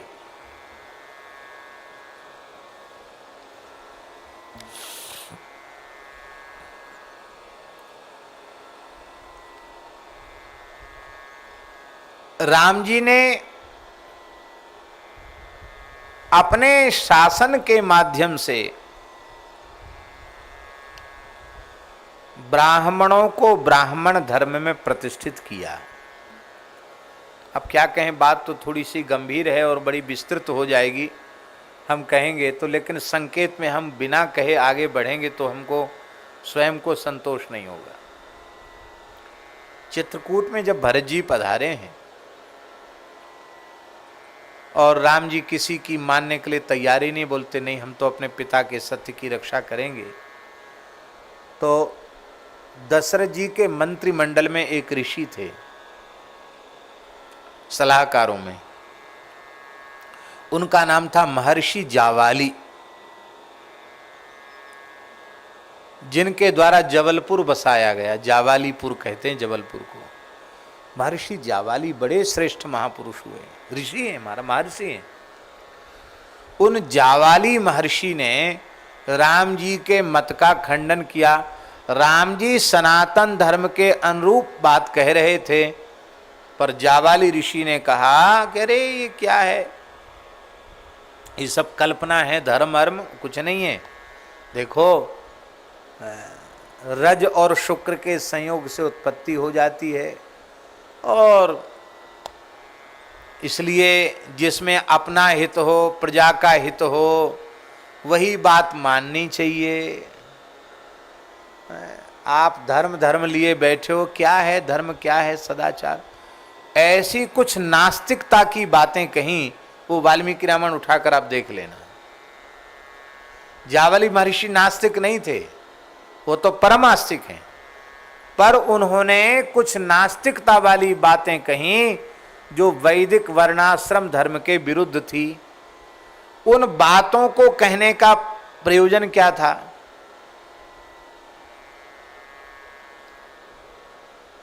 हमारे पांडे जी और ब्रजवासी गए पूज्य रमन रेती वाले महाराज जी के पास, तो महाराज जी ने नई निंदा न्याय कहा, बड़ा ऊंची, वही नई निंदा न्याय यहाँ आ गया। लेकिन सबरे ब्रजवास बोले, बाबा उद्धव जी को बारो ज्ञान हमें नहीं चाहिए, तो सूदी सांची बात बताओ, हमें क्या करना चाहिए। और समाधान हो गया, भगवान की कृपा से समाधान हुआ।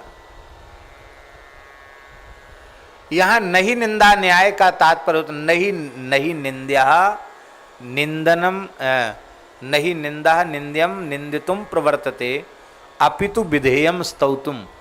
विधेय की स्तुति में तात्पर्य होता है, निंद की निंदा में तात्पर्य। लगेगा ऐसा कि हम निंदा कर रहे हैं, पर वो निंदा नहीं है, कहना क्या चाहते हैं। इसको हमारे यहां शास्त्रों में नहीं निंदा न्याय कहा गया। इसलिए नहीं निंदा न्याय भी समझना चाहिए। कई बार बातें ऐसी कड़वी भी निकलती हैं जिनको आप हल्के स्तर से समझोगे तो आपकी आग लग जाएगी, लेकिन आप उसका पूर्व पर और सारा प्रकरण आज जो पांत आप देखेंगे तो आपको लगेगा कि नहीं, ये बात कहीं किसी अंश में जैसे ही हमने मान रखी थी वैसी नहीं है, ऐसा आपको लगने लग जाएगा। इसको कहते हैं नहीं निंदा न्याय।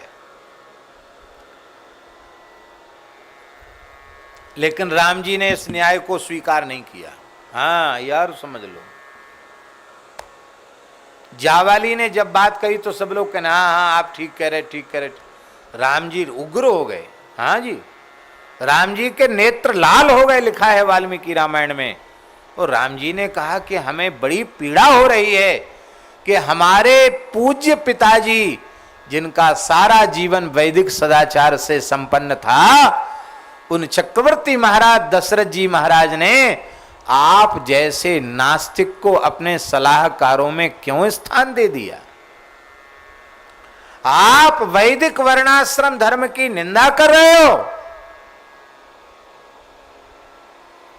मनमानी धर्म की व्याख्या करके हमारे द्वारा मनमाना आचरण कराना चाहते हो। वही नास्तिक मत पैदा हुआ था, उस नास्तिक मत को भगवान ने वहीं खंडित कर दिया। चारवाक नास्तिक मत का वहीं खंडन कर दिया। जब ज्यादा शास्त्रार्थ छिड़ने लग गया तो वशिष्ठ जी बीच में आ गए। गुरु जी बोले, रामभद्र, धर्म के संबंध में तुम कुछ सहन नहीं कर सकते हो, क्योंकि हम जानते हैं धर्म हेतु अवतर्यु गोसाई, धर्म संस्थापनार्थाय संभवामी युगे युगे। धर्म स्थापन के लिए, तो धर्म विरुद्ध आप कैसे सहन कर सकते हैं। पर देखो, जावाली आपके भक्त हैं, ये बड़े तपस्वी ऋषि हैं, इनकी सनातन धर्म में, वैदिक धर्म में बड़ी निष्ठा है। ये तो वात्सल्य के कारण भरत के प्रति भी इनका प्रेम है और आपके प्रति भी बहुत वात्सल्य है। ये आपको अयोध्या लौटा ले जाना चाहते हैं किसी भी विधि से। इसलिए जिसे आपने धर्म मान रखा है उसका खंडन करके भी आपको यहां से अयोध्या जी ले जाना चाहते हैं। तो ये जो कुछ कह रहे हैं उसका प्रयोजन आपको अयोध्या जी ले जाने में है, ना कि धर्म की निंदा में इसका तात्पर्य है। इसको नई निंदा न्याय कहते हैं। राम जी बोले ये सब न्याय व्याय हम नहीं जानते। हाँ, हम धर्म के विरुद्ध एक बात भी सुन नहीं सकते।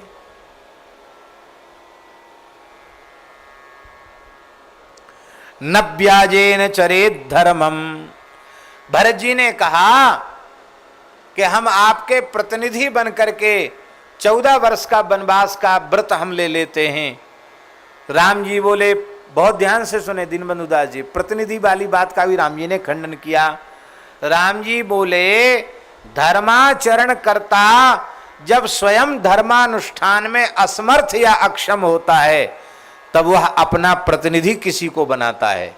मैं सब प्रकार से सक्षम हूं तो मैं अपना प्रतिनिधि भरत जी को क्यों बनाऊंगा।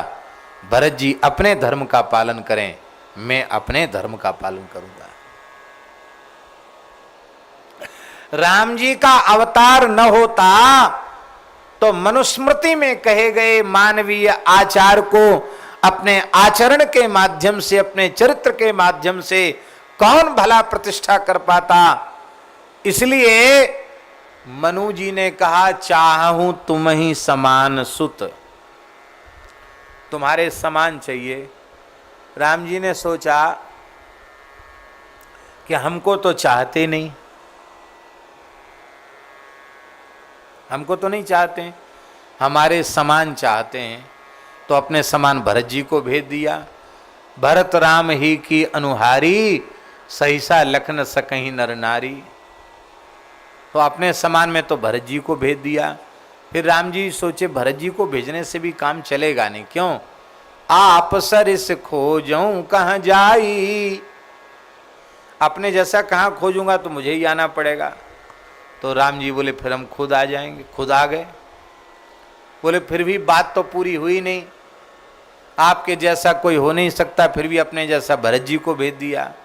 आप खुद ही पुत्र बनकर आ गए, लेकिन अभी तो बात हुई नहीं। तो भगवान ने कहा कि कोई बात नहीं, हमको आपने एक मांगा, हम एक नहीं, दो नहीं, तीन नहीं, हम तो 4 स्वरूपों में आवेंगे। श्री राम, श्री लक्ष्मण, श्री भरत और श्री शत्रुघ्न, 4 रूपों में हम आकर के अवतार ग्रहण करेंगे। और इन 4 रूपों में प्रकट होकर के प्रभु श्री राम ने वर्ण धर्म, आश्रम धर्म को प्रतिष्ठित किया है। इसी का नाम है, इसी को यहां कहा गया। बोलो भक्तवत्सल भगवान की जय। जयति वर्णाश्रमाचार पर नारी नर। आपने वर्णाश्रम का आचरण किया और आपके आचरण को देख करके प्रजा में भी वर्णाश्रम की प्रतिष्ठा हो गई। क्योंकि यथा राजा तथा प्रजा, जैसा राजा होता वैसी प्रजा होती। देखो दशरथ जी के समय लोग बहुत विवाह करने वाले लोग थे, बहु विवाह की प्रथा थी। लेकिन राम जी जब राजा बने तो महाराज जी लिखा है सारी धरती पर लोग एक पत्नी व्रत हो गए, बहु विवाह की परंपरा ही देश से समाप्त हो गई। पुरुष एक पत्नी व्रत हो गए और संसार की सभी नारियां पतिव्रता हो गई। ये है यथा राजा तथा प्रजा।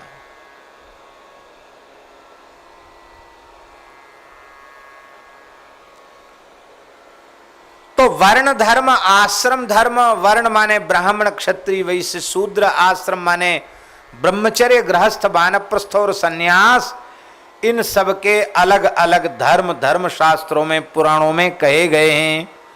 और राम जी ने चारों वर्णों की, चारों आश्रमों के धर्मों की प्रतिष्ठा की। सत्य, शम, दया और दान, इन सब की स्थापना की।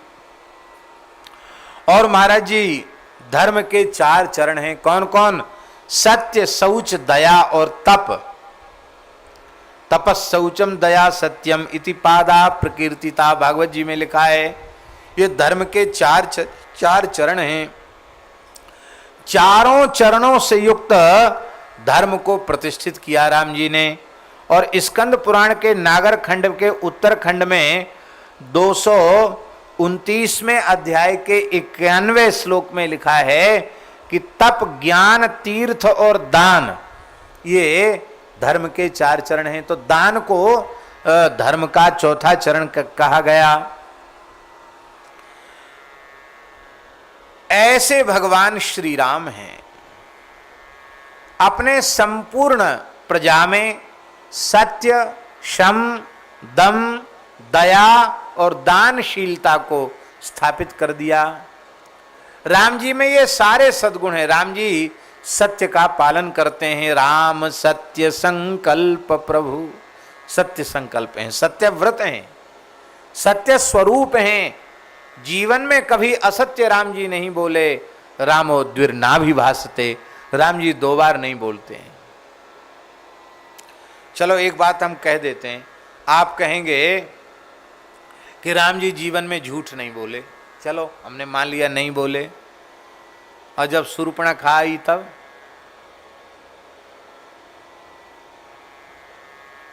रामायणियों का अखाड़ा खुल जाता है इस बात के ऊपर। अहे कुमार मोर लघुभ्राता, मोर लघुभ्राता अहे कुमार, मेरा छोटा भाई कुमारा है। राम जी झूठ बोले कि सत्य बोले? बात सच्ची सच्ची बताओ।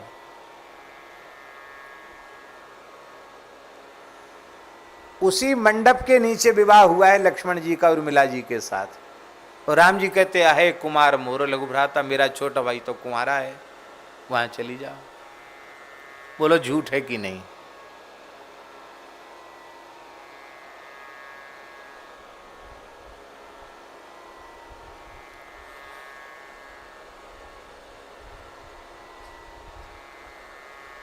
झूठ नहीं है। मार शब्द का अर्थ होता है कामदेव। मार माने कामदेव होता है। और कामदेव बड़ा कुत्सित है, बड़ा निंदित है, बड़े बड़े लोगों की दुर्दशा कर देता है। ऐसे कामदेव को जीतने वाला मेरा भाई है। अर्थात न हमारे ऊपर तेरी दाल गलने वाली है, न मेरे भाई के ऊपर। ये कहने का अर्थ है राम जी का। दूसरा भाव ये है कि राम जी झूठ नहीं बोले। तब क्या कहा राम जी ने? आप हमसे व्यंग में बात करेंगे तो हम आपको उत्तर कैसे देंगे? व्यंग में ही उत्तर देंगे। आपने व्यंग में बात की कि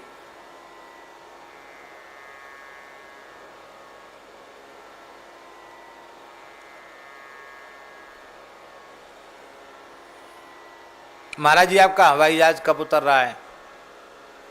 यहाँ हवाई जहाज उतरने की जगह तो नहीं है। आपने महाराज आपका हवाई जहाज कब उतर रहा है? तो हमने व्यंग में ही उत्तर दिया कि कितने आए और उड़ के चले गए हैं। कितने आए और उड़ के चले, कहाँ हैं? तो चील उड़ रही थी ऊपर, सब उड़ के गए, अपने अपने गंतव्य को गए। अब अगला फ्लाइट बस हमारे ही आने वाला है, यहीं से लैंड होगा, यहीं से उड़ेंगे। अब इसमें झूठ क्या हुआ भाई? अरे इस जड़खोर की 2 पहाड़ियों के बीच में कोई एयरपोर्ट थोड़ी बना हुआ है, हवाई अड्डा तो नहीं बना हुआ है। जैसे कोई गरीब आदमी को कहे व्यंग में कि कहिए जी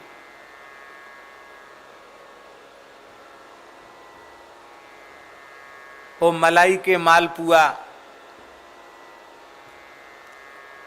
और अधोटा दूध की खीर तैयार होने में कितनी देरी है।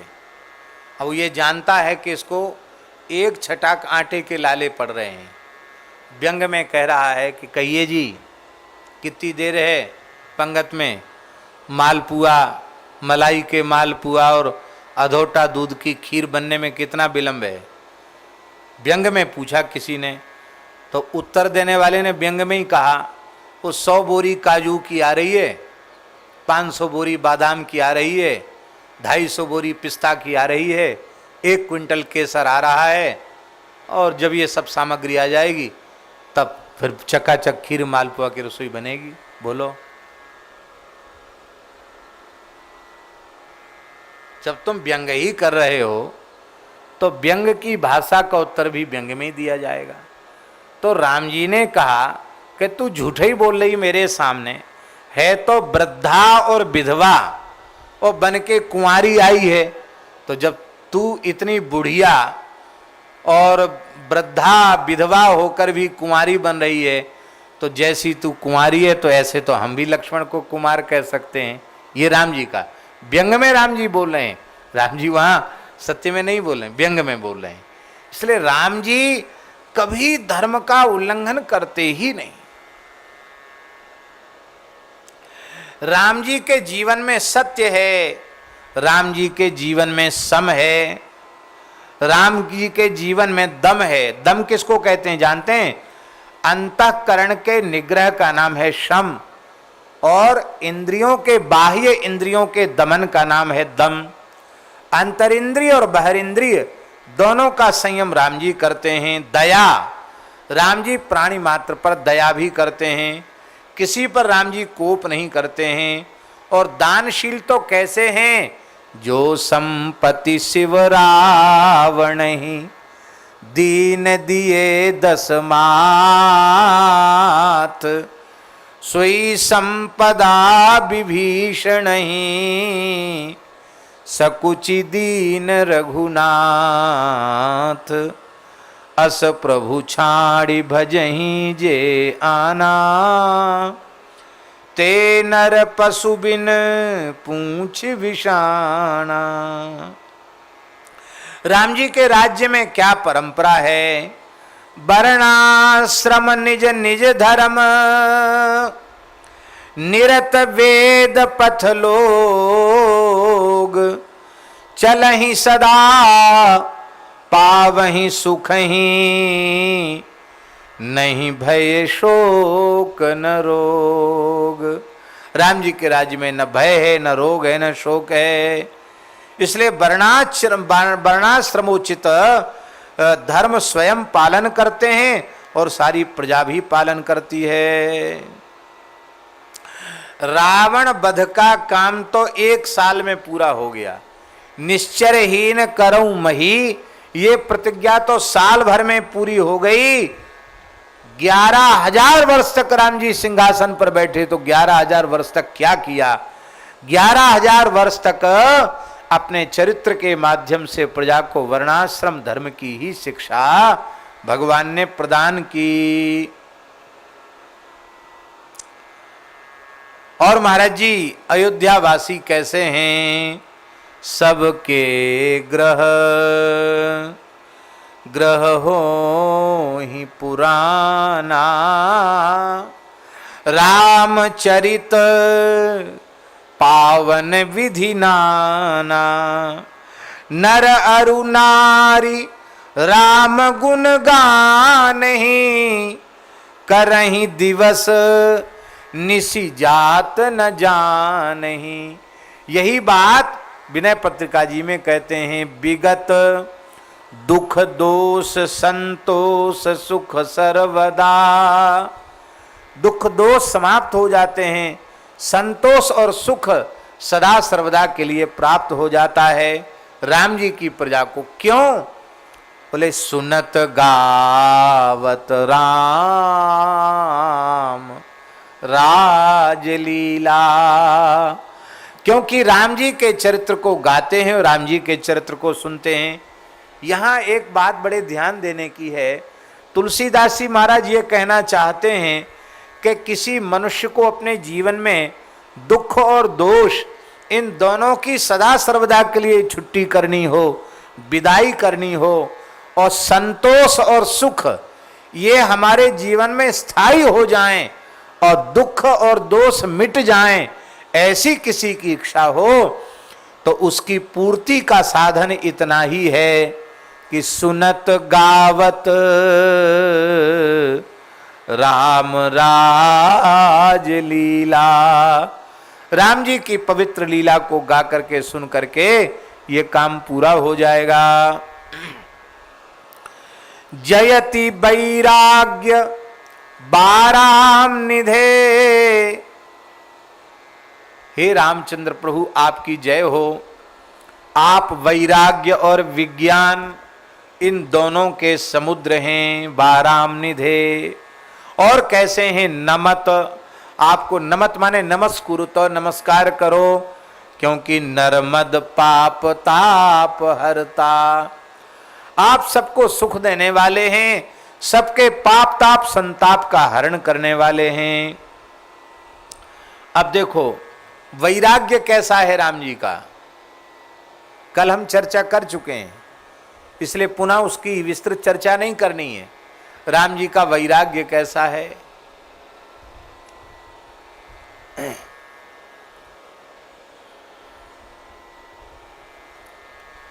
एक महंत जी की घोषणा हो गई कि वे साधु समाज के अध्यक्ष बनाए जाएंगे। एक महंत जी की, महंतों में भी अध्यक्ष बन जाते हैं ना, पूरी संप्रदाय परंपरा, उसमें कौन अध्यक्ष है कौन उपाध्यक्ष। तो महाराज पूरा तैयारी थी, बैंड वैंड बाजा से सब तैयारी थी कि अध्यक्ष बनेंगे, मिठाई बटेगी, मिठाई उठाई के थाल भी सब लड़ुआ के थाल तैयार थे। और उसमें एक ऐसे महानुभाव गए जिनको पता ही नहीं था कि हमें अध्यक्ष बनना, वो ऐसा पासा पलट गया कि किसी महानुभाव ने कह दिया कि आज तक जितने भी चुनाव हुए हैं उसमें 2-3 लोग खड़े नहीं हुए, सर्वसम्मति से एक को ही चुना गया। तो यहाँ तो 3-4 लोग खड़े हैं कि इस अध्यक्ष बनाएं, कि इसको बनावें, किसको बनावें। इसका मतलब ये 3-4 पक्ष हो गए। तो क्यों ना जितने लोग खड़े हैं उनसे हटकर लो, बोलो युगल सरकार की जय। ऐसा बड़ा सुंदर भाव, ये 5-6 गुण हम विशेष रूप में कहना चाहते थे, लेकिन समय के संकोच से हमने संकेत रूप में जो हमारे वैष्णव ग्रंथों में लिखे हैं उनको संक्षेप में कहा। आज हम चाहते थे कि रामचंद्र कृपालु भजमन भी कहेंगे, लेकिन अब कल होगा। कल 45वां पद होगा, श्री रामचंद्र कृपालु भजमन हरण भव भय दारुणम नव कंज लोचन कंज मुख कर कंज पद कंजारुणम श्री रामचंद्र। गौरी राग में गोस्वामी तुलसीदास जी ने इसे निबद्ध किया है। और गौरी राग कब गाया जाता है? ये गौरी राग गाया जाता है संध्या के समय। इसलिए पूरे भारतवर्ष में जहां कहीं संध्या आरती भई नहीं कि प्रत्येक भारतवासी श्री रामचंद्र इसी को गाता है। और प्रायः जो प्रचलित धुन है वो धुन राग गौरी में ही निबद्ध है। क्या अद्भुत है! माने स्तुति भी उन रागों में निबद्ध की जो जिस समय का राग है। माने संध्या स्तुति है ये राग के माध्यम से गोस्वामी जी ने व्यक्त किया। इसकी चर्चा हम भगवत कृपा से कल करेंगे। आज यहीं विराम। श्री राम जय राम, जय जय राम। श्री राम जय राम, जय जय राम। श्री सीतारामचंद्र भगवान की जय। वृंदावन बिहारी लाल की, कृष्ण बलदेव की जय। जय जय श्री राधे। किसी को ये महात्मा कैसे रहेंगे? हाँ ये तो ठीक है ठीक है ठीक है, उन्हीं की माला पड़ गई। वो बेचारे समझे नहीं पाए कि माला क्यों डल रही है हमारे गले में, माला पड़ गई उनके गले में। अब जो जो लोग बेचारे 2.5-3 साल के लिए अध्यक्ष बनने के विचार से गए थे, उनका चेहरा ऐसा हो गया। क्या हुआ? अरे हुआ क्या, वहां तो ठगी हो गई, लड़ुआ। हम लड़ुआ तो हम वापस ले आए। क्यों? जो अध्यक्ष बनो सो बंटवावे लड़ुआ, हम कहे कि लड़ुआ बतासा बंटवा में, हम वापस ले आए।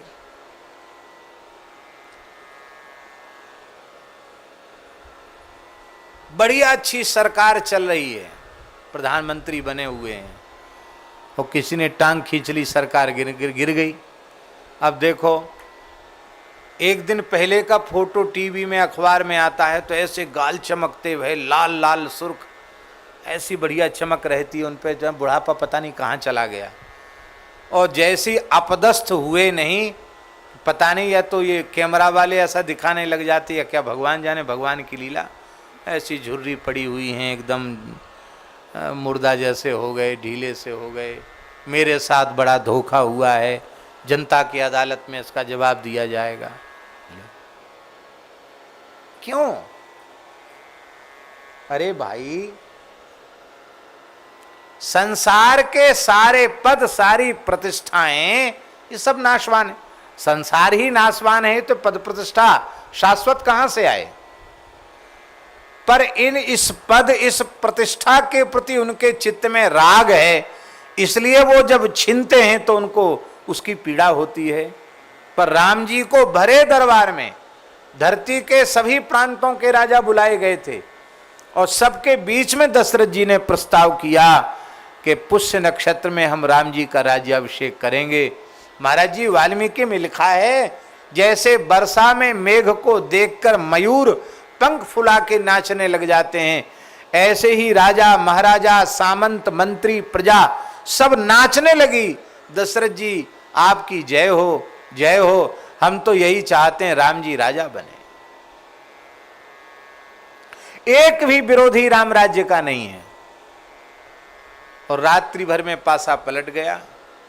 रात्रि भर, सवेरा होते ही राम जी बलकल वस्त्र धारण करके, दंड कमंडल लेके जंगल की ओर जा रहे हैं, नंगे पैर जा रहे हैं। राम जी में अंतर आया? राम जी के फोटो में अंतर नहीं आया। राज्याभिषेक की घोषणा के समय जो फोटो था, वनवास की घोषणा के समय भी वही फोटो राम जी का। प्रसन्नताम यान गताभिषेकतस्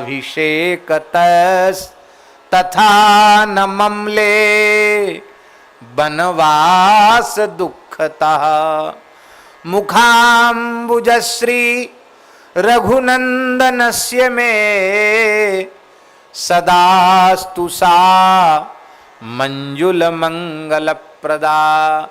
राम जी की मुस्कान में अंतर नहीं पड़ा। कहने का आशय ये है, ये तभी होगा जब मन में वैराग्य होगा। वैराग्य नहीं होगा तो ये संभव नहीं है। इसलिए हनुमान चालीसा में राम जी को तपस्वी राजा कहा गया। सब पर राम तपस्वी राजा, तिनके काज सकल तुम साजा। तपस्वी वही होगा जो वैराग्यवान होगा। राम जी वैराग्य के समुद्र हैं। मानो वे अपने इस चरित्र से सारी प्रजा को शिक्षा दे रहे हैं कि भैया, तुम्हें जो कुछ पद मिले, प्रतिष्ठा मिले, ऐश्वर्य मिले, उसको राग पूर्वक मत भोगो, उसको वैराग्य पूर्वक स्वीकार करो, उसको जनता की, प्रजा की सेवा के लिए स्वीकार करो। वस्तुतः सच्चे जनप्रतिनिधि का जीवन, शासक का जीवन एक महान तपस्वी के जैसा होना चाहिए, एक महान वैरागी के जैसा होना चाहिए। यह आदर्श राम जी ने अपने चरित्र के माध्यम से प्रस्तुत किया। तो जयति वैराग्य विज्ञान, विशिष्ट ज्ञान इसके जो समुद्र हैं, नमत नर्मद पाप ताप हरता, ऐसे पाप ताप को हरण करने वाले राम जी को नमस्कार करो। अर्थात नमस्कार करने योग्य तो यही हैं।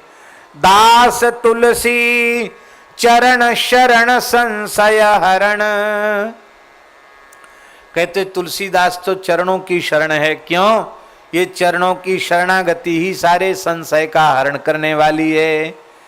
देहि अवलंब वैदेहि भरता, हे वैदेहि भरता, आप हमें अवलंब दो। ये वैदेही भरता क्यों कहा गया? तो जानकी जी के विशेष गुणों को कहने के लिए और जानकी जी की कृपा विशेष रूप में प्राप्त करने के लिए, क्योंकि शरणागति किशोरी जी की कृपा के बिना सफल नहीं होगी, इसलिए वैदेही भरता कहा। बड़े दिव्य दिव्य गुण हैं श्री जानकी जी में। सबसे पहला गुण है निरूपकत्व, दूसरा गुण है अनुरूपत्व, तीसरा गुण है अभिमतत्व, चौथा गुण है शेषत्व द्वारा प्राप्ति भाव, पांचवा गुण है पुरस्कारत्व और छठा है उपाय पूर्वकत्व। ये छहों गुण श्री किशोरी जी में हैं। अब इन छहों गुणों की चर्चा बड़ी अद्भुत चर्चा है। जैसे सूर्य की प्रभा सूर्य को छोड़कर कहीं नहीं जा सकती, ऐसी श्री जानकी जी रघुनाथ जी से अलग कभी हो नहीं सकती। कभी उनका उनसे अविनाभाव संबंध है। वेदांतास तत्व चिंत मुरभिदुरसी यत्पाद चिन्ह स्तरंती। श्री गुणरत्न कोश में लिखा है कि वेदांती विद्वानों में झगड़ा हो गया। वेदांत के पंडितों में क्या? बोले परात्पर तत्व कौन है? बोले जिसकी छाती पर श्रीवत्स की रेखा हो वही परात्पर तत्व है। श्रीवत्स कौन है? साक्षात श्री किशोरी जी ही हैं। राम जी के हृदय में श्रीवत्स, श्री कृष्ण के हृदय में श्रीवत्स, ये श्रीवत्स के रूप में जानकी जी राधा रानी ही हैं। अर्थात वही परात्पर पर तत्व है जिनके साथ श्री जानकी जी हों, जिनके साथ श्री राधा रानी हों, जिनके साथ भगवती महालक्ष्मी महारानी हों। तो ये उनका निरूपकत्व है। और अनुरूपत्व क्या है? बोले तुल्यशील वयोवृत्ताम तुल्याभिजन लक्षणाम राघवोर्हति वेदेहीम तम चेयमसिते क्षणा। वाल्मीकि महर्षि कहते हैं शील, स्वभाव, अवस्था, चरित्र, इन कुल सभी में श्री जानकी जी राम जी के सर्वथा अनुरूप हैं। ये है अनुरूपत्व गुण। अभिमतत्व क्या है? बोले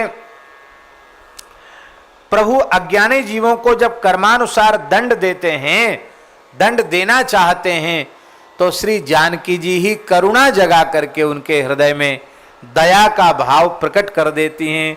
प्रभु के हृदय को द्रवित करके उन अपराधी जीवों को भी शरण में लेने के लिए बाध्य कर देती हैं। ये तीसरा गुण है जानकी जी का। चौथा गुण है शेषत्व द्वारा प्राप्ति का भाव। वो ऐसा अद्भुत है। देखो अशोक वाटिका में जानकी जी विराज रही हैं, तो वहां भी शिक्षा दे रही हैं अपने चरित्र के माध्यम से। क्या शिक्षा दे रही? बड़ी प्यारी बात, बहुत ध्यान से सुने। नैषा पश्यति राक्षस्यो नेमान पुष्प फलद्रुमान एकस्थ हृदयानूनम राममेवानुपश्यति। जानकी जी बता रही अपने चरित्र के माध्यम से, लंका में रहकर भी बगीचे को नहीं देखती, सोने की लंका को नहीं देखती हैं, पुष्प फल वृक्ष को नहीं देखती हैं, वो तो केवल राम जी को देखती हैं। ऐसे ही शरणागत को संसार के चाकचक्य में नहीं फंसना चाहिए, संसार की चमक दमक में नहीं फंसना चाहिए। उसे तो सदा अंतर्मुख होकर के अपने हृदय विहारी श्री रघुनाथ जी पर दृष्टि सदा सर्वदा रखनी चाहिए। पांचवा गुण है पुरस्कारत्व, जीवों की सिफारिश करने का गुण। जैसे जयंत जैसे अपराधी की भी सिफारिश करके शरणागत बना दिया। पांचवा गुण है पूरकत्व। उपाय पूरकत्व का अर्थ है कि चाहती जानकी जी तो रावण को भस्म कर सकती थी, लेकिन नहीं, रावण के भस्म होने से लंका वासियों का उद्धार कैसे होगा, विभीषण पर कृपा कैसे होगी। इसलिए जानकी जी कहती हैं, नत्वाम कुर्मि दशग्रीव भस्म भस्मार्ह तेजसा। यद्यपि मैं तुझे भस्म कर सकती हूं, लेकिन मैं तुम्हें भस्म नहीं कर सकती, ये उनको कहती हैं। और जब हनुमान जी की पूंछ में आग लगाई जाती है तो कहती हैं, शीतो भव हनुमतः, हनुमान जी के लिए हे अग्नि महाराज आप शीतल हो जाएं। हनुमान जी के लिए शीतल हो जाएं ये तो कह दिया, पर रावण नष्ट हो जाए ये कभी अपनी वाणी से जानकी जी ने नहीं कहा। ऐसी करुणा है, ये अनन्योपायत्व है। कहने का आशय हमारा ये है कि श्री गोस्वामी जी कहना चाहते हैं कि हमारे जैसे दीनहीन की